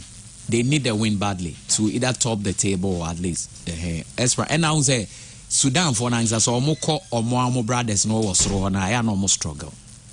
Into Esperance, I'll give Esperance. I think it's 1-4 for Esperance being a win. Okay. And Petro Atletico near Etoile. Etoile and qualify or more year frame. Petro so more year gun blazing. So Petro will win or at least a double chance, but they will win at home. Now or more consolidate top war. Okay. Real Madrid may mama win. And I'm winning. Madrid against Valencia. May mama win. Yeah. Me pese me ya ndanda because Madrid for no more bad. Oh, because we are not there. I think I'll give Real Madrid win. Okay. And team Bay. Union Berlin, Dortmund. First, how much in the far two baby or more rough. Germany, they member we Leverkusen. Or more who send off way a could drop every over 1.5. Or one the only match I may for Germany. And now Oko Algeria, so there is this team Paradu. They are doing very, very well. They are playing at home. And I think the team are winning about no more strong, so almost be to me in a winner. Now on for dreams in Ghana. On best dreams. I want to come there. I'm not getting dreams on be comfortable rivers on best dreams are sure. Ma yentie Dreams FC coach our friend say Karim Zito. Say mediama de Ephraim na Dreams and e korese bibia be kama omne Rivers United. Yentie coach Karim Zito on game Omwebo. Dreams say here omunya draw crowd ma qualify. Against now the only option we had was to win, and that win at all costs. And then Osha and then training grounds now President Joseph Train. And I did cause coach. What I'm going to how and I'm saying I know team we are different and I know how so you're calling because you're bullies and they say you're calling but we want in the game with one a junior back could be so we didn't have time to do certain things unlike the way I am. And at the end of the game I'll be able to achieve the objective. But now Osha Rivers now you can qualify. So now there were 3 options, but we are going with win or draw. That is the preparation. We have to win and win convincingly. We come down with qualification. And son and Jumana Yano, because I have action to bring back the two slots. And this qualifying, yet to qualify we are. And then Ghana have two slots in the next qualification. Okay, see, I know I dreams coach Karim Zito Maxo. Yeah. Coach is so no so qualified. And yeah, 1 point. I'm going home group now. Dreams were 12 points. Yeah. Club African were 9. Rivers United were 9. Yeah. And as academic fund or more SCB. Yeah. Or more any point to be. And Dreams are playing Rivers United. Yeah. Also, we a coach and a leader. You have a way to speak. You own to me and say, oh, you're free me bed. Yes, I can be book players na bem. And at the end of the day, born here body be a bit to me. We might start the game now. Rivers ain't be 2 records. Ebiana Dreams are going up penalty, and I dream might even play and win. But it looks very difficult because Nigeria there's a Ghana team decider. I have an time for my looking at the group. What it means is they own say team in academic for Omodo Massa on Bianzo Munyadi. All those 5 matches on my boy in a 0 point. Into Rivers Kwako Shomo 3-2. Our last game. Into Dreams in the world 12 points. Because we need 3 home games. No almost academica. Well, and now over the North African team, we Jomo Bahana say Club African, right? Omoni say Dreams 2-0. Your friend is saying Tunisia, and a Dreams best 1-0 ha. But group no say the head-to-head near be goal difference. Say goal difference and Dreams they are gone. Can do on top sport. Ain't it's already head-to-head now. Dreams it's our points no more 12. Think be a genade you more qualify. But the last round of matches, this is our permutation neko. Club African ne academic for neighbor Tunisia. And the what I say. And Club African best show. Because we for no money or more just 0 points. The Club African crash 1 goal to nil, almost about 12. Net Dreams also 12. But head to head because Omoni say Dreams 2-0. And a Dreams best show 1-0 wahano. A Dreams crash 1-0 me boy. Into head to head omuyi Dreams. It is almost 12. Not Dreams so edging at 12 wa. Omoni ahead of Dreams so omona ebe qualify. Ebe take it first spot. But so what I say. But Rivers no so 9 points. And omoni Dreams able. So Rivers so said Dreams by a goal to Nela. Rivers also about 12 points. So you bet me a scenario where Dreams being at 12, Rivers being at 12, not at 12. Your friend saying Africans going at 12. It's in that saying they say academic phone was 0.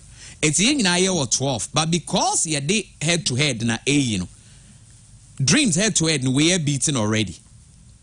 Club African, but what I say, and I say Rivers so send 1-0 because Dreams say Rivers 2-1 waha.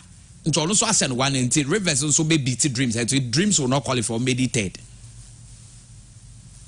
It's Dreams to qualify and one they said Dreams must get a draw because Dreams in your draw your friend is saying Nigeria what it means is the umbe 13 and the umbe top group no? And they will not just qualify, they will top the group because African winning almost about 12 and Dreams will beat them with a point and now said Dreams can still lose the game not African about draw and normal lose because African about draw or call 10 or lose or be 9 and the Dreams cry lose or 12 and the scenario is either Dreams no to put their destiny in their own hands by making sure that at least they will get a draw because when you drop a beja Rivers also 10 points so Dreams will beat Rivers at least now so the only team on a fight here African winning crowd 12 the two of them will qualify so that is the scenario now. It's a Dreams in Kosa or no bit to be a draw. So Dreams in your draw, there it doesn't matter what happens. Or top group in the crowd. And no sign in the next stage, you know, being a teamer or no the second one the group, which is a bit okay. In terms of almost destinies in their own hands, but you know these Nigerians and their governors. It drew say I feel when you break or mube yiska. And a Rivers also Ghana 2 Ghanaian players now. Say Ampia, Mr. Chairman. Say Vanti in a former Kotoko defender. Emmanuel Ampia, chairman, ne bad boy bako, very calm boy bisa. And one other Ghana, I think so only not Nasa on the also book on Bopa, So it's a very difficult game, but I will give it to Rivers. Of course, that is not to say Dreams can qualify. Dreams can even go and beat them. But the reality of the matter is heading. It's Nigeria and they do say a governors have no more this team no more. Yeah, baby, Dreams Jinano Adia Bayame Yapa and they say Dreams at the 12 points now come and qualify. And the 12 points here, you have done enough to qualify. 12 points. We had the groups now. Omo leading groups no crowd 10, it be 9, and they are leading their groups. Now Dreams FC, as we speak now, 12 points. But you are talking about the possibility of them not qualifying. Say bet me see. Say we can win, you know. Now Dreams at the 12 points. I be the third. Now want to be unqualified. Because Andy said the number solo cano. Club African no able fee. Against one academic amefona. Amunasa. Omu winning game. Obia show mu home and away. The Club African for a question away dada. Ebe tenefia trainer. And the so no qualification. Eddie Obesheno. The ma omoye easy cry to score against them to even beat them. They say, and in 5 games they scored only 5 goals. They are considered 16 in 5 matches. Almost a 5 there. But in those previous 5 matches now, academic afonabono.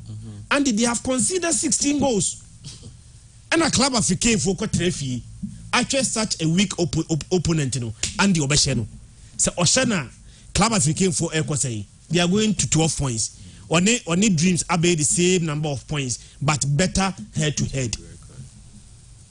And that is why Dreams FC game now all bono. Dreams 12, Rivers 1 or 12. Rivers 1 say almost said Dreams are almost the better head to head. Sign Dreams home. There's going to be a possibility. See a baby, you know, not Dreams, Rivers, and a Club African will be 12 points, but better head to head, you know, not Dreams at the 12 points in Befi. It's over voice, the say Coach Karim Dito say we qualify. And I think somebody should alert him. Say qualification, you know, and you're guaranteed yet. Other results in the bachelor, whether so be qualify and now unqualified, and now say or the destination on Kassan in Sem by getting a result and be at the Machina game in all bono. A draw enough. But it is an away game in African competition, and as I mean, feel comfortable for Dreams. Me feel it because I'm not banging my hopes on the other games because Club African Besha academic afford. Osana on 12.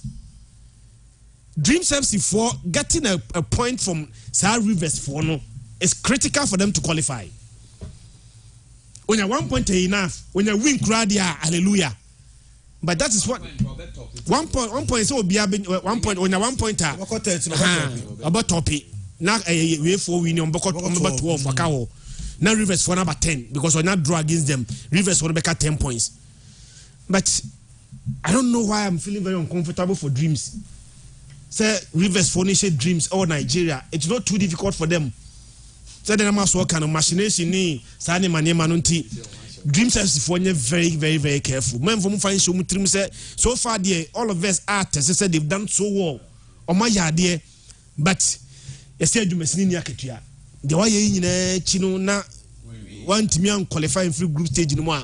Very, very, very, very, very painful. And getting a point. And near Duma as a coach Karim Zinto and the boys in Sutimi ye. Mediama we Mediama we. Now I'm Mediama Diomaye. Every single away game beyond with 3. And I argue Masu. Ali show mu 3. Younger show mu 3. And some Saji 3. Every single away game be 3 matches na mbo away ni nyina no. Omo consider 3 goals, omo anse single goal away. Omo na nim de omo ye. Every single match away game be a media magic 3-0, 3-0, 3-0, 3-0. And I think that the sad reality is that we are not up there to compete. And in the crowd, we say group na media makoto muno. Untimi compete, unfisu sa untimi. Ah, yabo competition, you know. Na media me Tony player. Ali will not do that. Ali will rather go and buy a player to strengthen the squad, you know. But the few quality one that we have, you know, we need to sell to balance the books. Yes, I talk for Libya. You know, the sad reality, they say the new high Ghana for our new target, especially club football there, and one group stage. So by the about achieving the target, but the reality is that to be able to compete and get out of the group stage and play semi-finals of the CAF Champions League, and the extremely difficult. Mean kind impossible there, but you see, I can say there, Edim Pass, a Ghanaian club, it will qualify from a group stage. The last time Akotokokra qualified to group stage, that was the standard. Oh, yeah, the standard and say, yeah, near qualified to group stage, you do group stage now. I say, yeah, enough. We are happy to get into the group stage. Sakotoko so ntimen qualifying free group stage, group stage na. Entino, Mediema, the sad aspect is say there be a castle among the players in Africa now to gain experience or gain experience now. Other clubs benefit from the experience in a place na gain, because players na Mediema they are Africa. I'm again experience, I'm beton mama other clubs. Nasa experience na Mediema, Edema players, other clubs then benefit from it. Yeah, na China African Games so Shasi and the Vice President. Remember league matches so and the Vice President, His Excellency Dr. Mahmoud Bawumia, a commission University of Ghana, a stadium ahead of African Games. Now, I said facility no ECTA. Na yedika he Boteman said the Boteman facility no ECTA. And Christian Legon sports stadium no. Yeah, come. Uzi a school no omusima school nti we are the school will manage it. Yeah. Ade amania gene say Paju test case. Paju and they say the hosti can 2008 me boa. Na training pitch. Ah, Edema can 2008 e be sin the Paju it was a facility so well maintained. We have video we are look at how beautiful this facility is. Yeah, very beautiful. Maniaji. Very beautiful. Hano Krano. Now the Max one now has with me body games. Legon Stadium, I want to saw Mukobol. Na ye ja Krano Mudiomo concert. Very beautiful. Oh, facility. Come on. Also, this is what we say continuity. Also, Legon Stadium, most of the team you know Muja or is now being completed. See about Baye edifice for I think that some of saying has crossed some of the clubs. Well, to say Accra Lions have and yes on back Sports Stadium will be.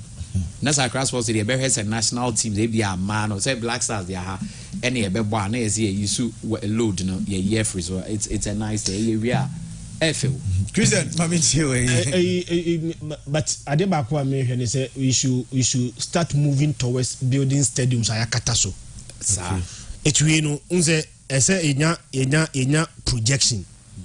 Me manin kahosa sa kaho after bare 5 years and the discare come ho near koye how are we going to cover the entire stadium and the ball and the Ghana say because of lack of proper electricity intino ball in bonawia na imagine say na say kura wo dem kura na awia mo ehidada now tie awia mo hwe ball 90 minutes and 90 minutes kura because you go to the stadium a bit earlier e be about 3 hours now tie awia mo ko hwe ball for 3 hours.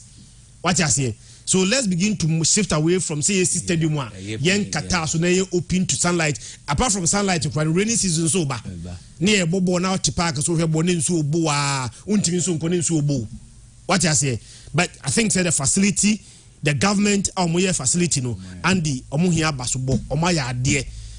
Etaban bia banande kasi yesi obi kasi we see one stadium de maya. In 10 years, Ghana stadium bebu yesu. Stadium bebu yeso. What I say? And my dear mania say this facility will not be managed by Professor Chumesi. This one won't be managed by the National Sports Authority. Yeah, we are. It goes under the management of the university. And Pajo Air test case in Tino. I'm sure that this facility will be maintained. Because Pajo has standing the test of time. Pajo Air 10 years old. But compare Pajo, even in the dry season, Ubako Pajo no, not dry grasses near a green facility no well maintained. And you know, I'm very happy for say Etimiwe, and I'm very happy management are able managing this facility. The university management, you know, it's a big challenge. Say the BI university here, it's in India, no say outside university for maintaining near the facility, the university for. Then there is no hope for this country. So as a university, premier university for that matter, now you see this facility, the Mamo, after the African Games, and the bigger responsibility is maintenance of this facility. Say abambia ya adebia now social media read the commenter. Yeah, now most Ghanaians major concern. What happens to the facility after bare 5 years? Yeah. But tell me ya abayeko echo inaugurate and also have a power beautiful facility. But go to their social media handles and read comment under it. Every Ghanaian be a concern. Say after the games, what will happen to the facility?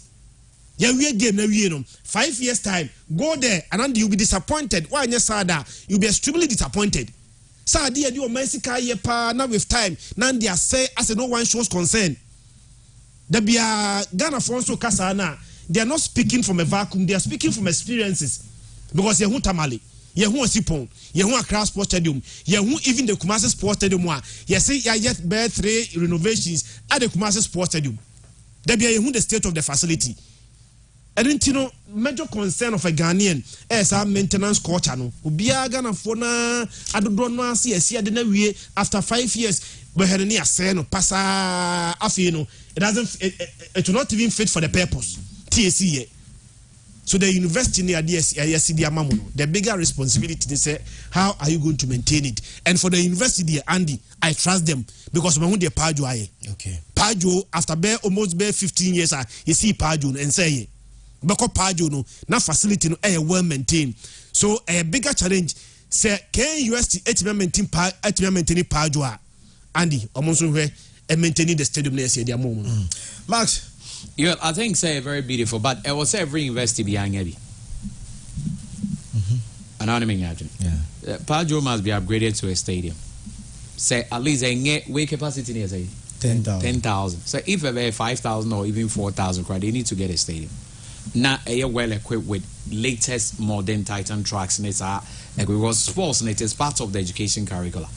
Yeah, sports need different from your friends say curriculum what we learn at the classrooms. We need to blend the two. And again, Ghana's education they say in a way, sir.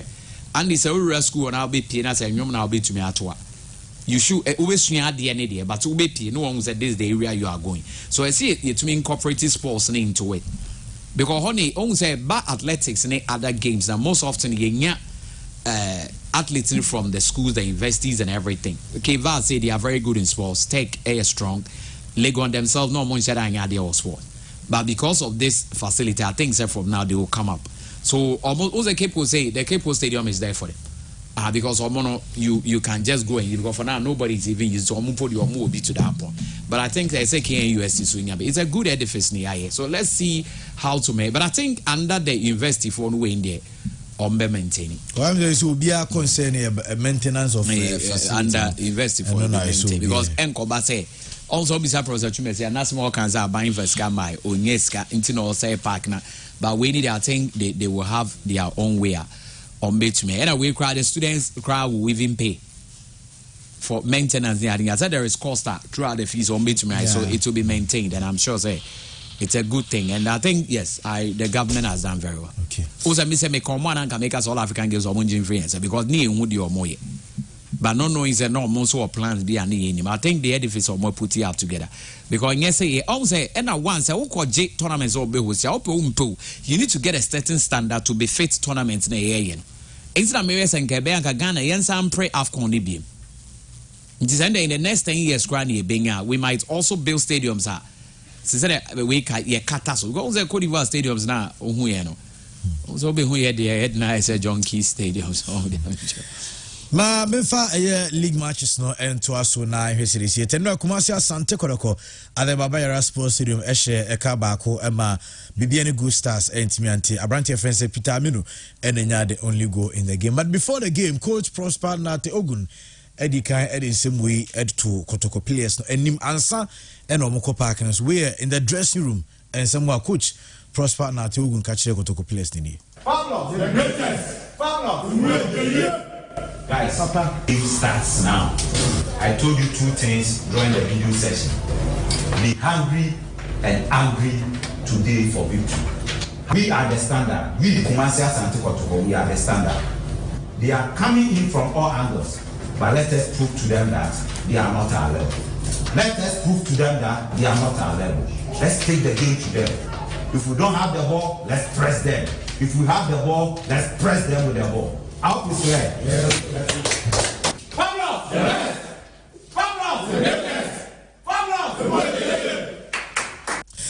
Okay, I know Dr. Prosper Nati Ogun, Professor Nati Ogun, and now on any place no Edin Komo before and son on Baby Rap Park and so or doc. And son on Baby Rap Park and so dressing room and I'm Komo we ensure course. And after the game, Coach David Okulu, assistant coach, and Edin Komo, you say game no, Omuyi Nuruddin. Efrimu just before the end of the first half, and Omuyi Nuruddin Efrimu. You be saying no na Orinchemu saying about as to why Omuyi defender Nuruddin in the free game. Yeah, Nuruddin is a right-footed playing at the left side. He has been doing well so far, but today he's a bit jittery. So we thought of bringing it a natural left back to consolidate the position. I know Coach David Okulu. As I just saw a match highlights now, not 1 million and sweating here. David Okulu, as I saw, you're happy for 3 points at Santoko Konsakan and Ra. Yes, Nana. I told you we're going to do everything to get a decent result, and thank God we got a decent result. Now, walk us through the game. What did you do right to beat this Gold Stars team? I think the first half we were on top of our game. You could see that we dominated. The boy play to our game plan. The structure was good, but the second half, I think Gold Stars came in hard. But the most important thing is the 3 points, and we got it. The most important thing is 3 points, and we have it. And coach David Okulu, assistant coach Edma Kumasi Asante Korokonin Semino. Now the opposite, Nana the other side, Bibiani Gold Stars head coach Frimpong Manson, or say a gamer at least. Not also win a draw. Yeah, it's just unfortunate. For me, it's a game. At least we deserve a draw. We shouldn't be losing this game. You know, very, very painful. Especially in the second half, I think we dominated play and then could have equalized. But then, I don't know. For me, I think we had a ball which seems like a penalty. Maybe I need to have a second look at it. But for me, I think it looks like a penalty. You know, it's not a game we should lose at all. But beyond thinking you had a penalty, do you think your guys could have been clinical enough to at least scoop a point? Yeah, you are right. At least he should have finished even that ball before the opponent came. I think he delayed too much on the ball. He should have scored this goal. There's no doubt about that. But that is football. Sometimes such goals. The best players in the world sometimes do miss such opportunities. Yes, it's painful, but that is football. We take it at our feet. I know coach Frimpong Manson. What was it to ya? Sir, the one who said, "I'll say Bibiani Gold Stars away matches. We go away no." Yeah, of course, it's about scoring. You know, for instance, we didn't score today, and then also maybe in our previous games we were not scoring at home. So maybe we need even at home. We in 3 games we scored 10 goals. So it means we need to look at our approach in the away games. Yeah.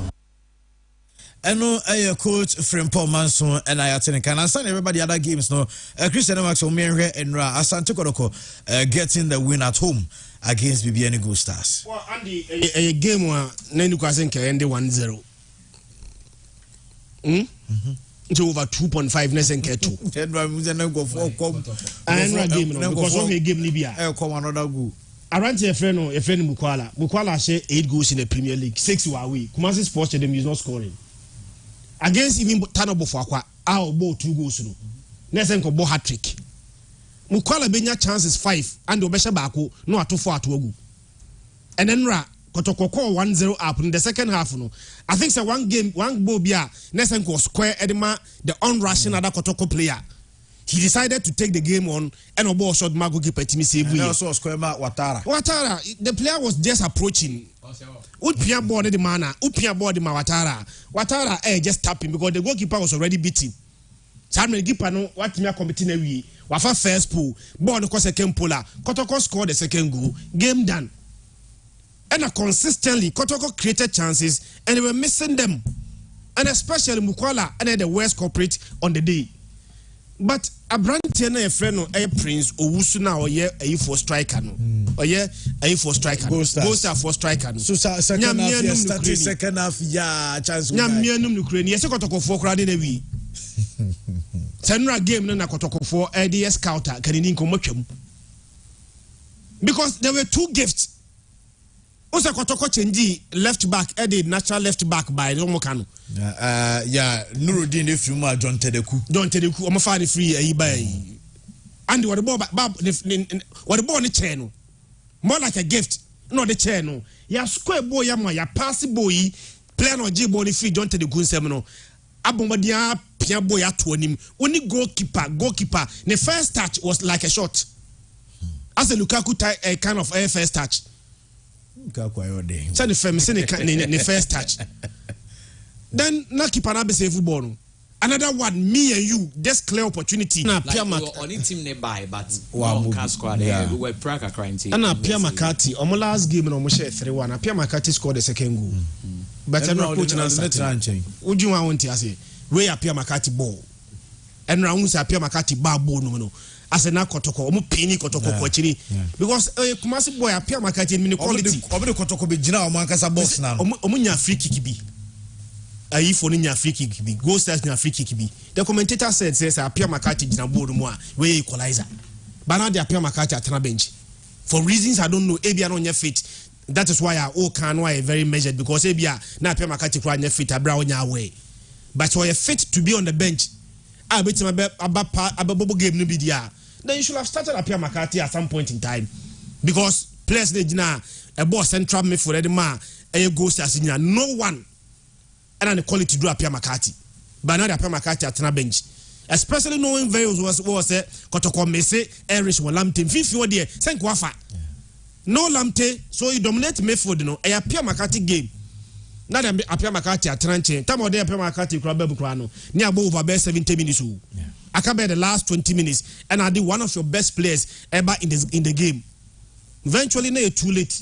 And omulusu sa game no bet. Kotoko are reverse omo trend no say first run first game they lost it. And a second run at least omo timi wini. Yen how betimi abedu upon this and going forward. And has a ball e bon nsuatere man. Andy a game ending.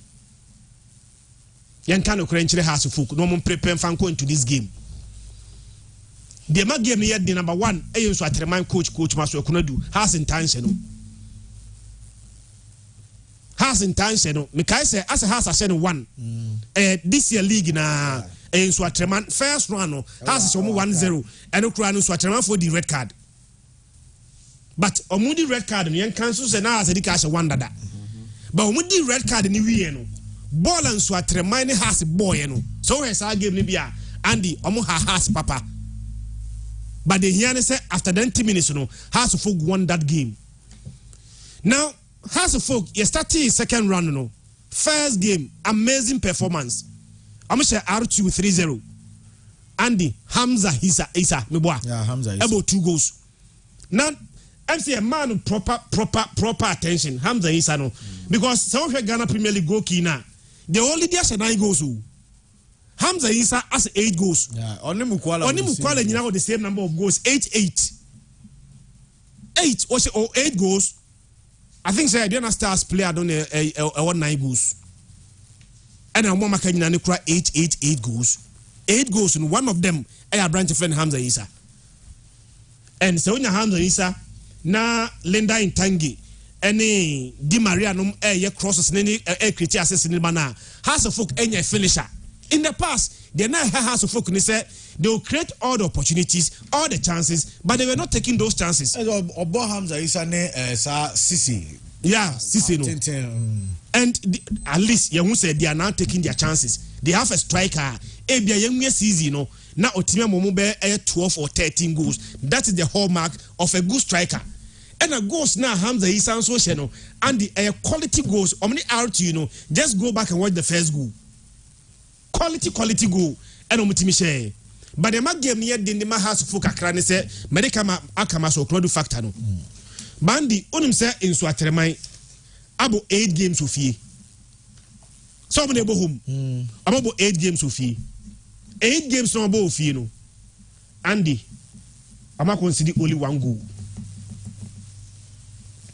8 games, you know, Omo win 6. Omo draw 1. And Omo lose 1. One Omo lose, you know, is the only game that they conceded a goal in those 8 matches. That was against Air Karela. And a Karela showed 1-0. Apart from that, Andy, Omo share Diana Stars 1-0 once at Remaho. Omo Heart of Lions ball 0-0. Omo share R2 1-0. Omo share Kotoko. So Kotoko kwaji 1-0. So that game they even kept a clean sheet. Eshe Kotoko 1-0. Omo share Legon Cities 2-0. Omo share Samates na a leading league table no. Omo share Samates 1-0. And Omo share Bechem 2-0. Every game biana ombabono, apart from the one that they lost, all of them Andy a clean sheet. The omudro and Ukrano, a clean sheet, 0-0. Those that they won, Andy 1-0, 2-0, 1-0, 2-0. Difficult all the ball better monet abrom bofi.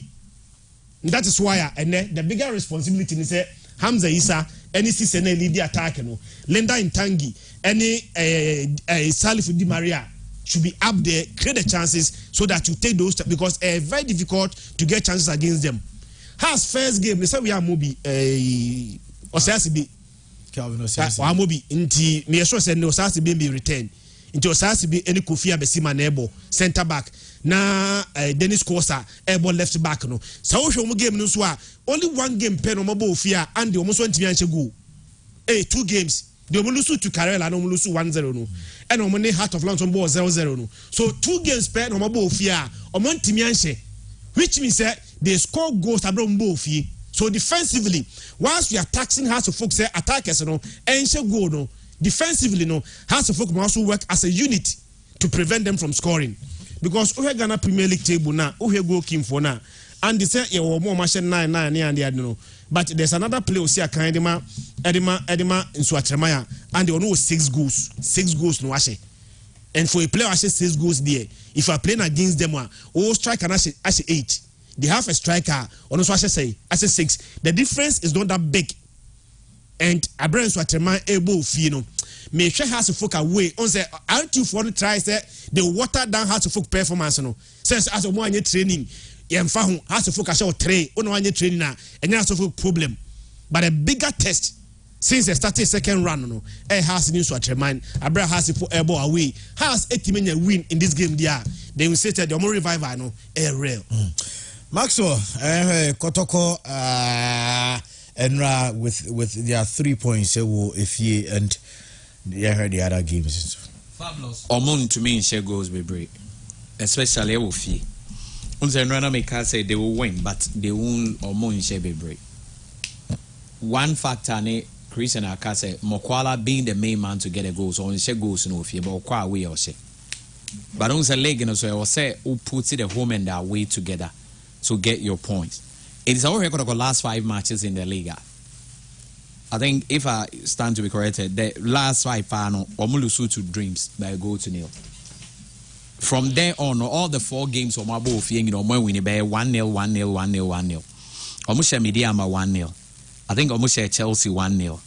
Almost RTU 1-0. And I'm and then Roma Go Stars 1-0.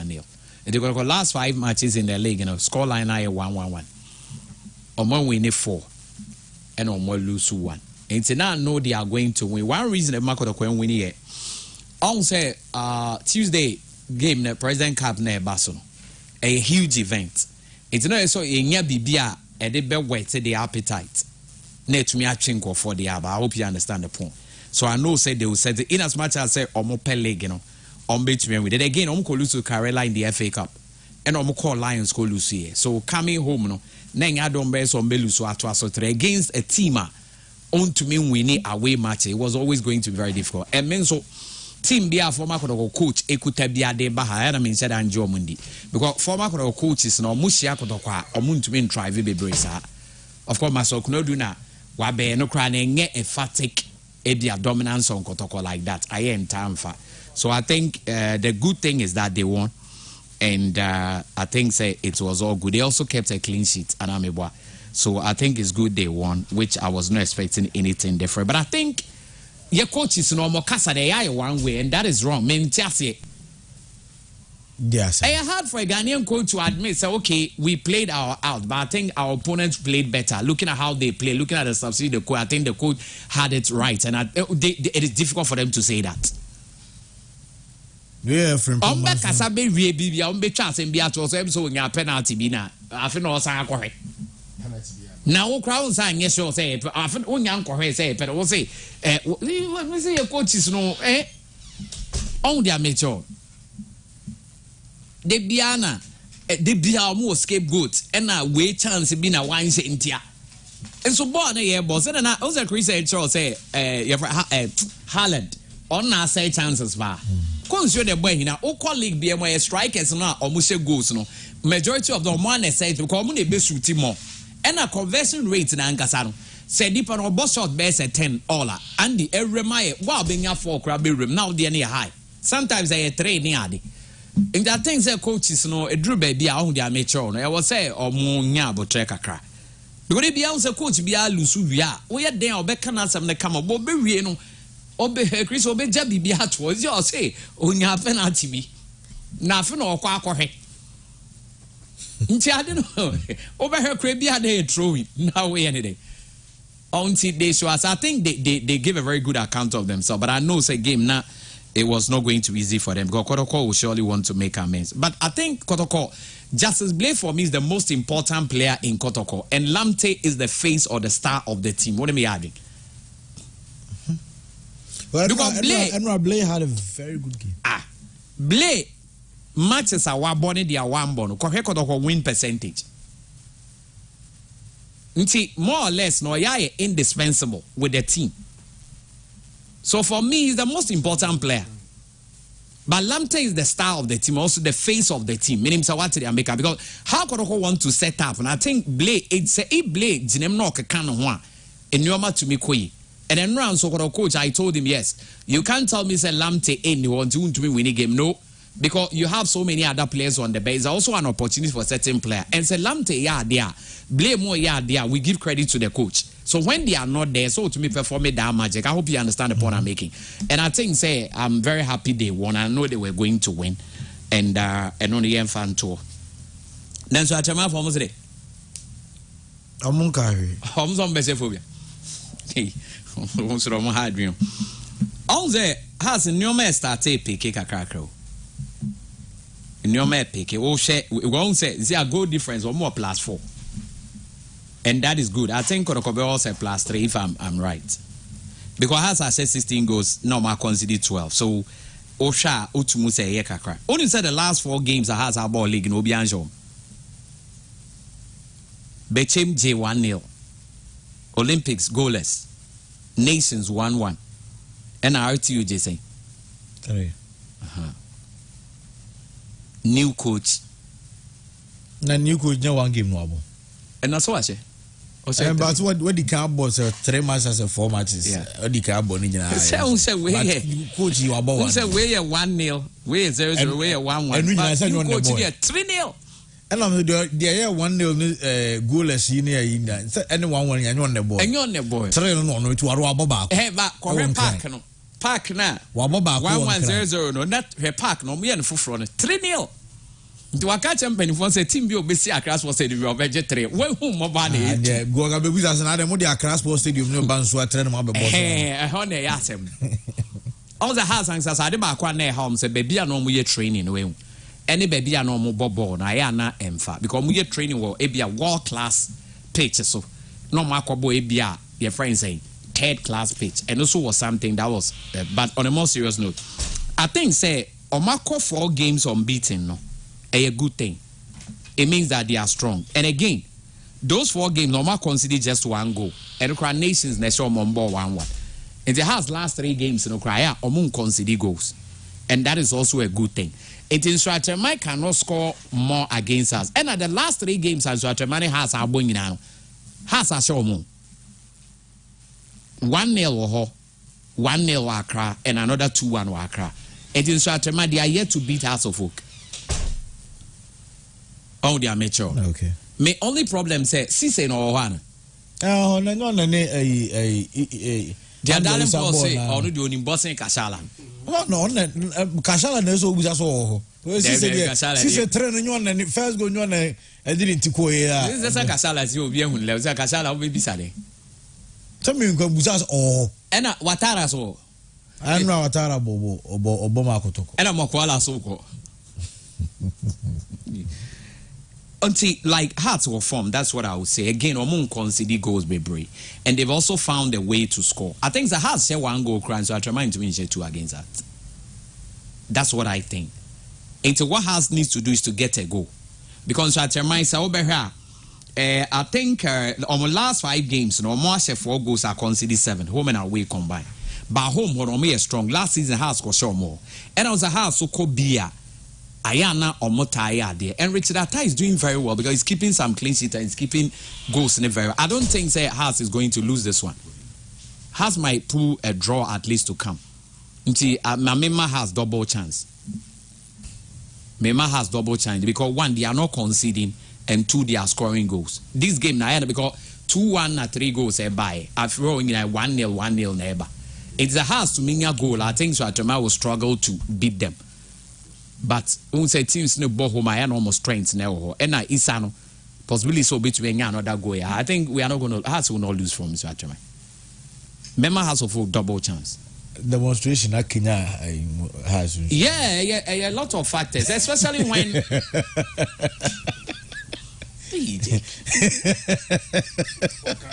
Also, there is a new. Also, there is a new wind. There is a new wind blowing or has of food. You see a board near Guno.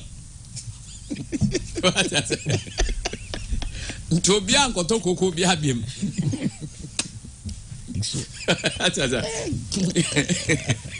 You go out no. I've been out. Could you know? Jake. You good board no. I feel no more here or more bebem. So it's a good no because Hearts ni bia person ko for be free. Once you good board na san ko for ni him no. E bi o mo madim.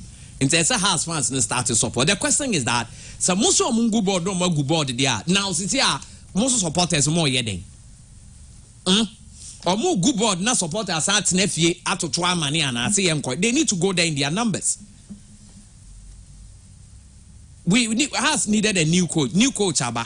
Was set 3 meboa. I see your team and no has because the last 4 or 5 matches now has him to me at you 4-1 in our bem. Or the 3. In Tiandi, I think say supporters. So supporters no story no because obedi team nature cause at my main through. So what they need to do is to get a goal. The coach where so no so chire bibi. So also no. Apostle they has go do level now first no more CAF Champions League you know. What I say?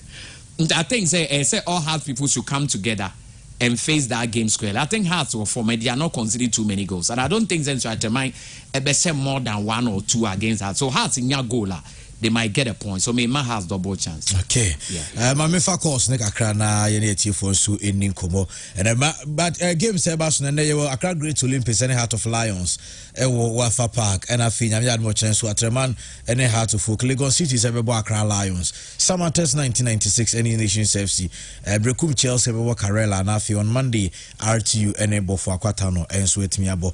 Yemfa course ni be 0240929256 0240929283 na onso do adwenkyere aba on the shoe and then sama yedi hu ko munyina na do adwenkyere enso etimi ade aba na bibia enso etimi akoso eno city nyame admo china eye nwumre no num ewo Royal Cockpit Hotel na Asante Koroko Kumapim group WhatsApp group no wo so eye omo official lunch no ti nyame admo china omo so de no ebetimi akoso.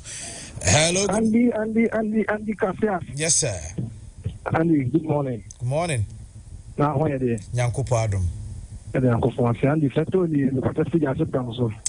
Andy, maybe come out of the Coco or Tamaso. Yes, and you could no. Andy. The kite can never go on a travel. I can never my egg, my papa. Andy, I'm fine, Chancoma. You have the Hamid principles, okay? Andy, and has the formula funnel. Any new coach in the Jumana or something or you know. It's what the man and it's what the man to be so good, but a half win. It's what the man so good, but a half win. Okay, Mate Mirase Pane the other by 0240929256 0240929283. Now also the audio and so at the Abba na ya to aso akwenim. Hello, good morning. Hello. Yes sir, good morning. Good morning. You are showing me your Casafri. It is the author. Consider about Casafri Santas. Yent you. Now, Master, house or form now walking. Time in a house in your form. And no matter what can only you. I see what place you are there. You 1 month, one you train that. That's how I house or form. Okay, yeah, so no for my aye. It's not a special form. Obi akobo ni game ashe say I out you 40 few 1 month in training say gwa washe no there should be ada show. Okay, hello. Hello. Yes sir, good morning. Good morning. Bacho when you did baby akasa free. Because yamene ni kasa free. Yeah, into you. And the players, you know, playing technical team, playing fans, you know, Diana, you have about quarter. Then we are saying, yes, you know, it's not a the market of fire at 3 points. So, and said, the young good as one. Then the last one by 5 from Antina. So, my year 1,000, we have 5 from the expected train boy, you need to be a topic from the first person now. I'm starting to leave and it's a capital. Boys know everything. Remember how to put it. The anything that you get your name about Pokai. I see you to do a Duganica Saraka. I get it from the Pemamo Hastaka. You know when you're club on the defense and Mamata. You know, one is doing that. At the time of Makomaki, on this year or community, you back name no more exactly a fire collection. You see me. When you see I'm watching a 3 hours to see you almost going to train. No complaining and taking my that's where I see, and it was watching this thing sounds funny, but well, yeah, the was it one shows what we or shares what I see open and training. Okay, but before we say hello, good morning. Hello. Hello. Yes, sir, good morning. Good morning. Maybe I show you didn't be a cassette.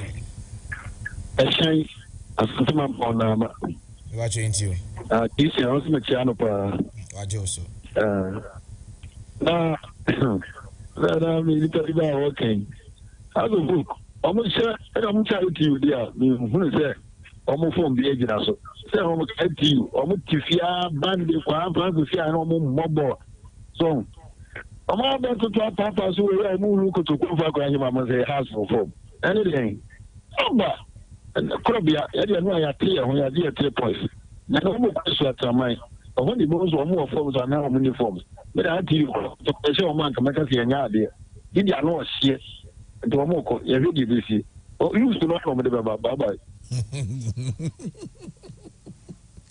Who are you? Okay, T. Yeah, wrap it up now. Yeah, sorry, Jumedi, and so in there with some couple of birthdays. A war ahasi na yamfa eno emra. Happy birthday, Echo Eddie Ama Dinah, Madam Enin Kumi from Mr. Kwabena Asari.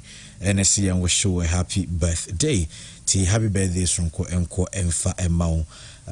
Dinah, Madam Dinah Anan Kumi, but much on Dinah, Madam Anan Kumi. Okay, T happy birthday to her. Sanso and Daniel Sam, Biggie C and wish Daniel Sam a happy birthday and fa emano. And Daniel Sam and your birthday from Biggie. Happy birthday and ko and famo and then Yankopon Kaho na unshrow on your special day. Okay, we so birthday we so mamenfa and also Emra. Also happy 1 year anniversary to Obrempon. Na Obrempon from Nemame Monday. And I see and wishing it, but then when you're 1 year, happy birthday, Enko Enfa Emma a year Obrimpon, happy birthday to you, Obrimpon. Okay, Sanso and I wish happy birthday to Patrick Opon Patrick Opon from your friends. Patrick Ewo Haya, one of the producers, Ewo the Pure Drive, and a birthday. Patrick, happy birthday, and so enko emfa emma. Binim say me know we all fight be you there. And again, if you have so young wish Bridget Brago a happy birthday. Bridget Brago, do not friend Blackberry. Blackberry, happy birthday. And to me enko emfa emma. And their birthday ni bedi. Minsu ibedi birthday, you know. Escafu fia and number me the birthday. So Bridget, happy birthday from all of us. Wishing you a special day. Nyankopo enka na unshira wuye papa. Say Christian. Yanko say ni unmenu Peter Mensah, Canadian group of companies are omo aputuja no. Okay. Was say yemfa issue no or the diketi issue na man girlfriend. Peter Mensah. Sorry alopa ba. Issue na no. O the diketi my girlfriend.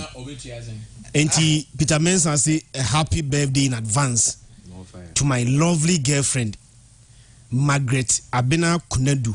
Oya adwuma wa dum Doroza Wake Salon. Min country and say I really love her. I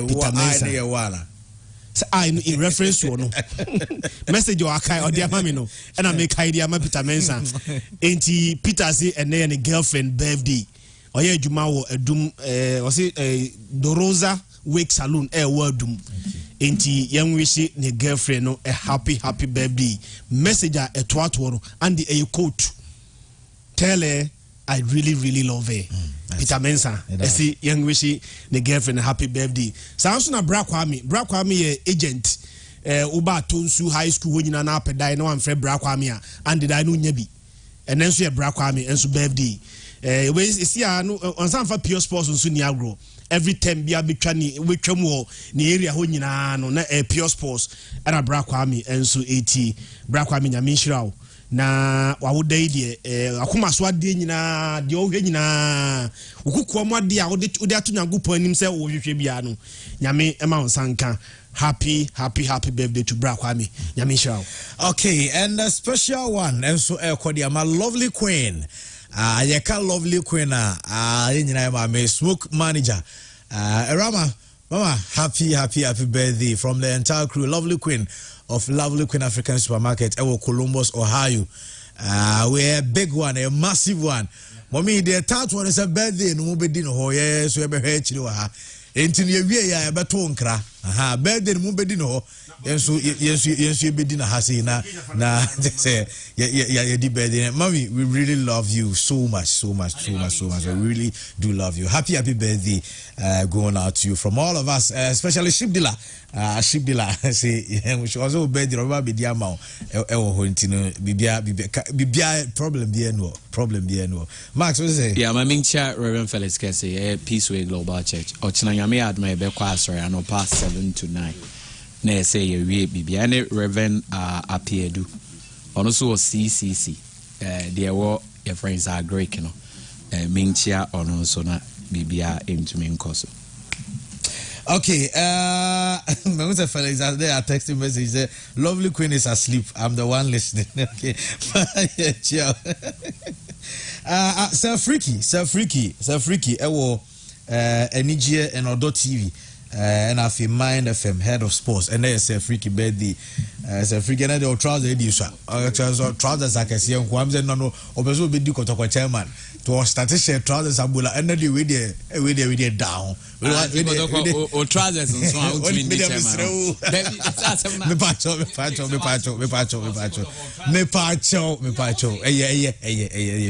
and again Mami Sanka obi akuma pem kotoko kuma pem WhatsApp group no omo official luncheon nyame yad mo china enwumre nonum ewo Royal Cockpit Hotel ben cozy lounge na eba so nyame yad mo china nonum ti yan ma hye no so enso etimi edi amaye Ray Mamenchao Ray Timoda I see with the animal yeah one rubber and Menchao Prof and Prof Kenna and Sammy Young Chief of Staff onye anger na lawyer amasamu nyina Kwaku Boating Mama and you be a yenchiacha will be a Yadimusia na ya sorry so amade akanyina enso etimi but nyame ya adoma on Monday yɛde de akanyina no enso beto so me dey Andrew so obeti aframe Andy Castles. Once again we say have a wonderful weekend and make sure you stay safe like I always do say. Have a wonderful weekend, Yakraubia.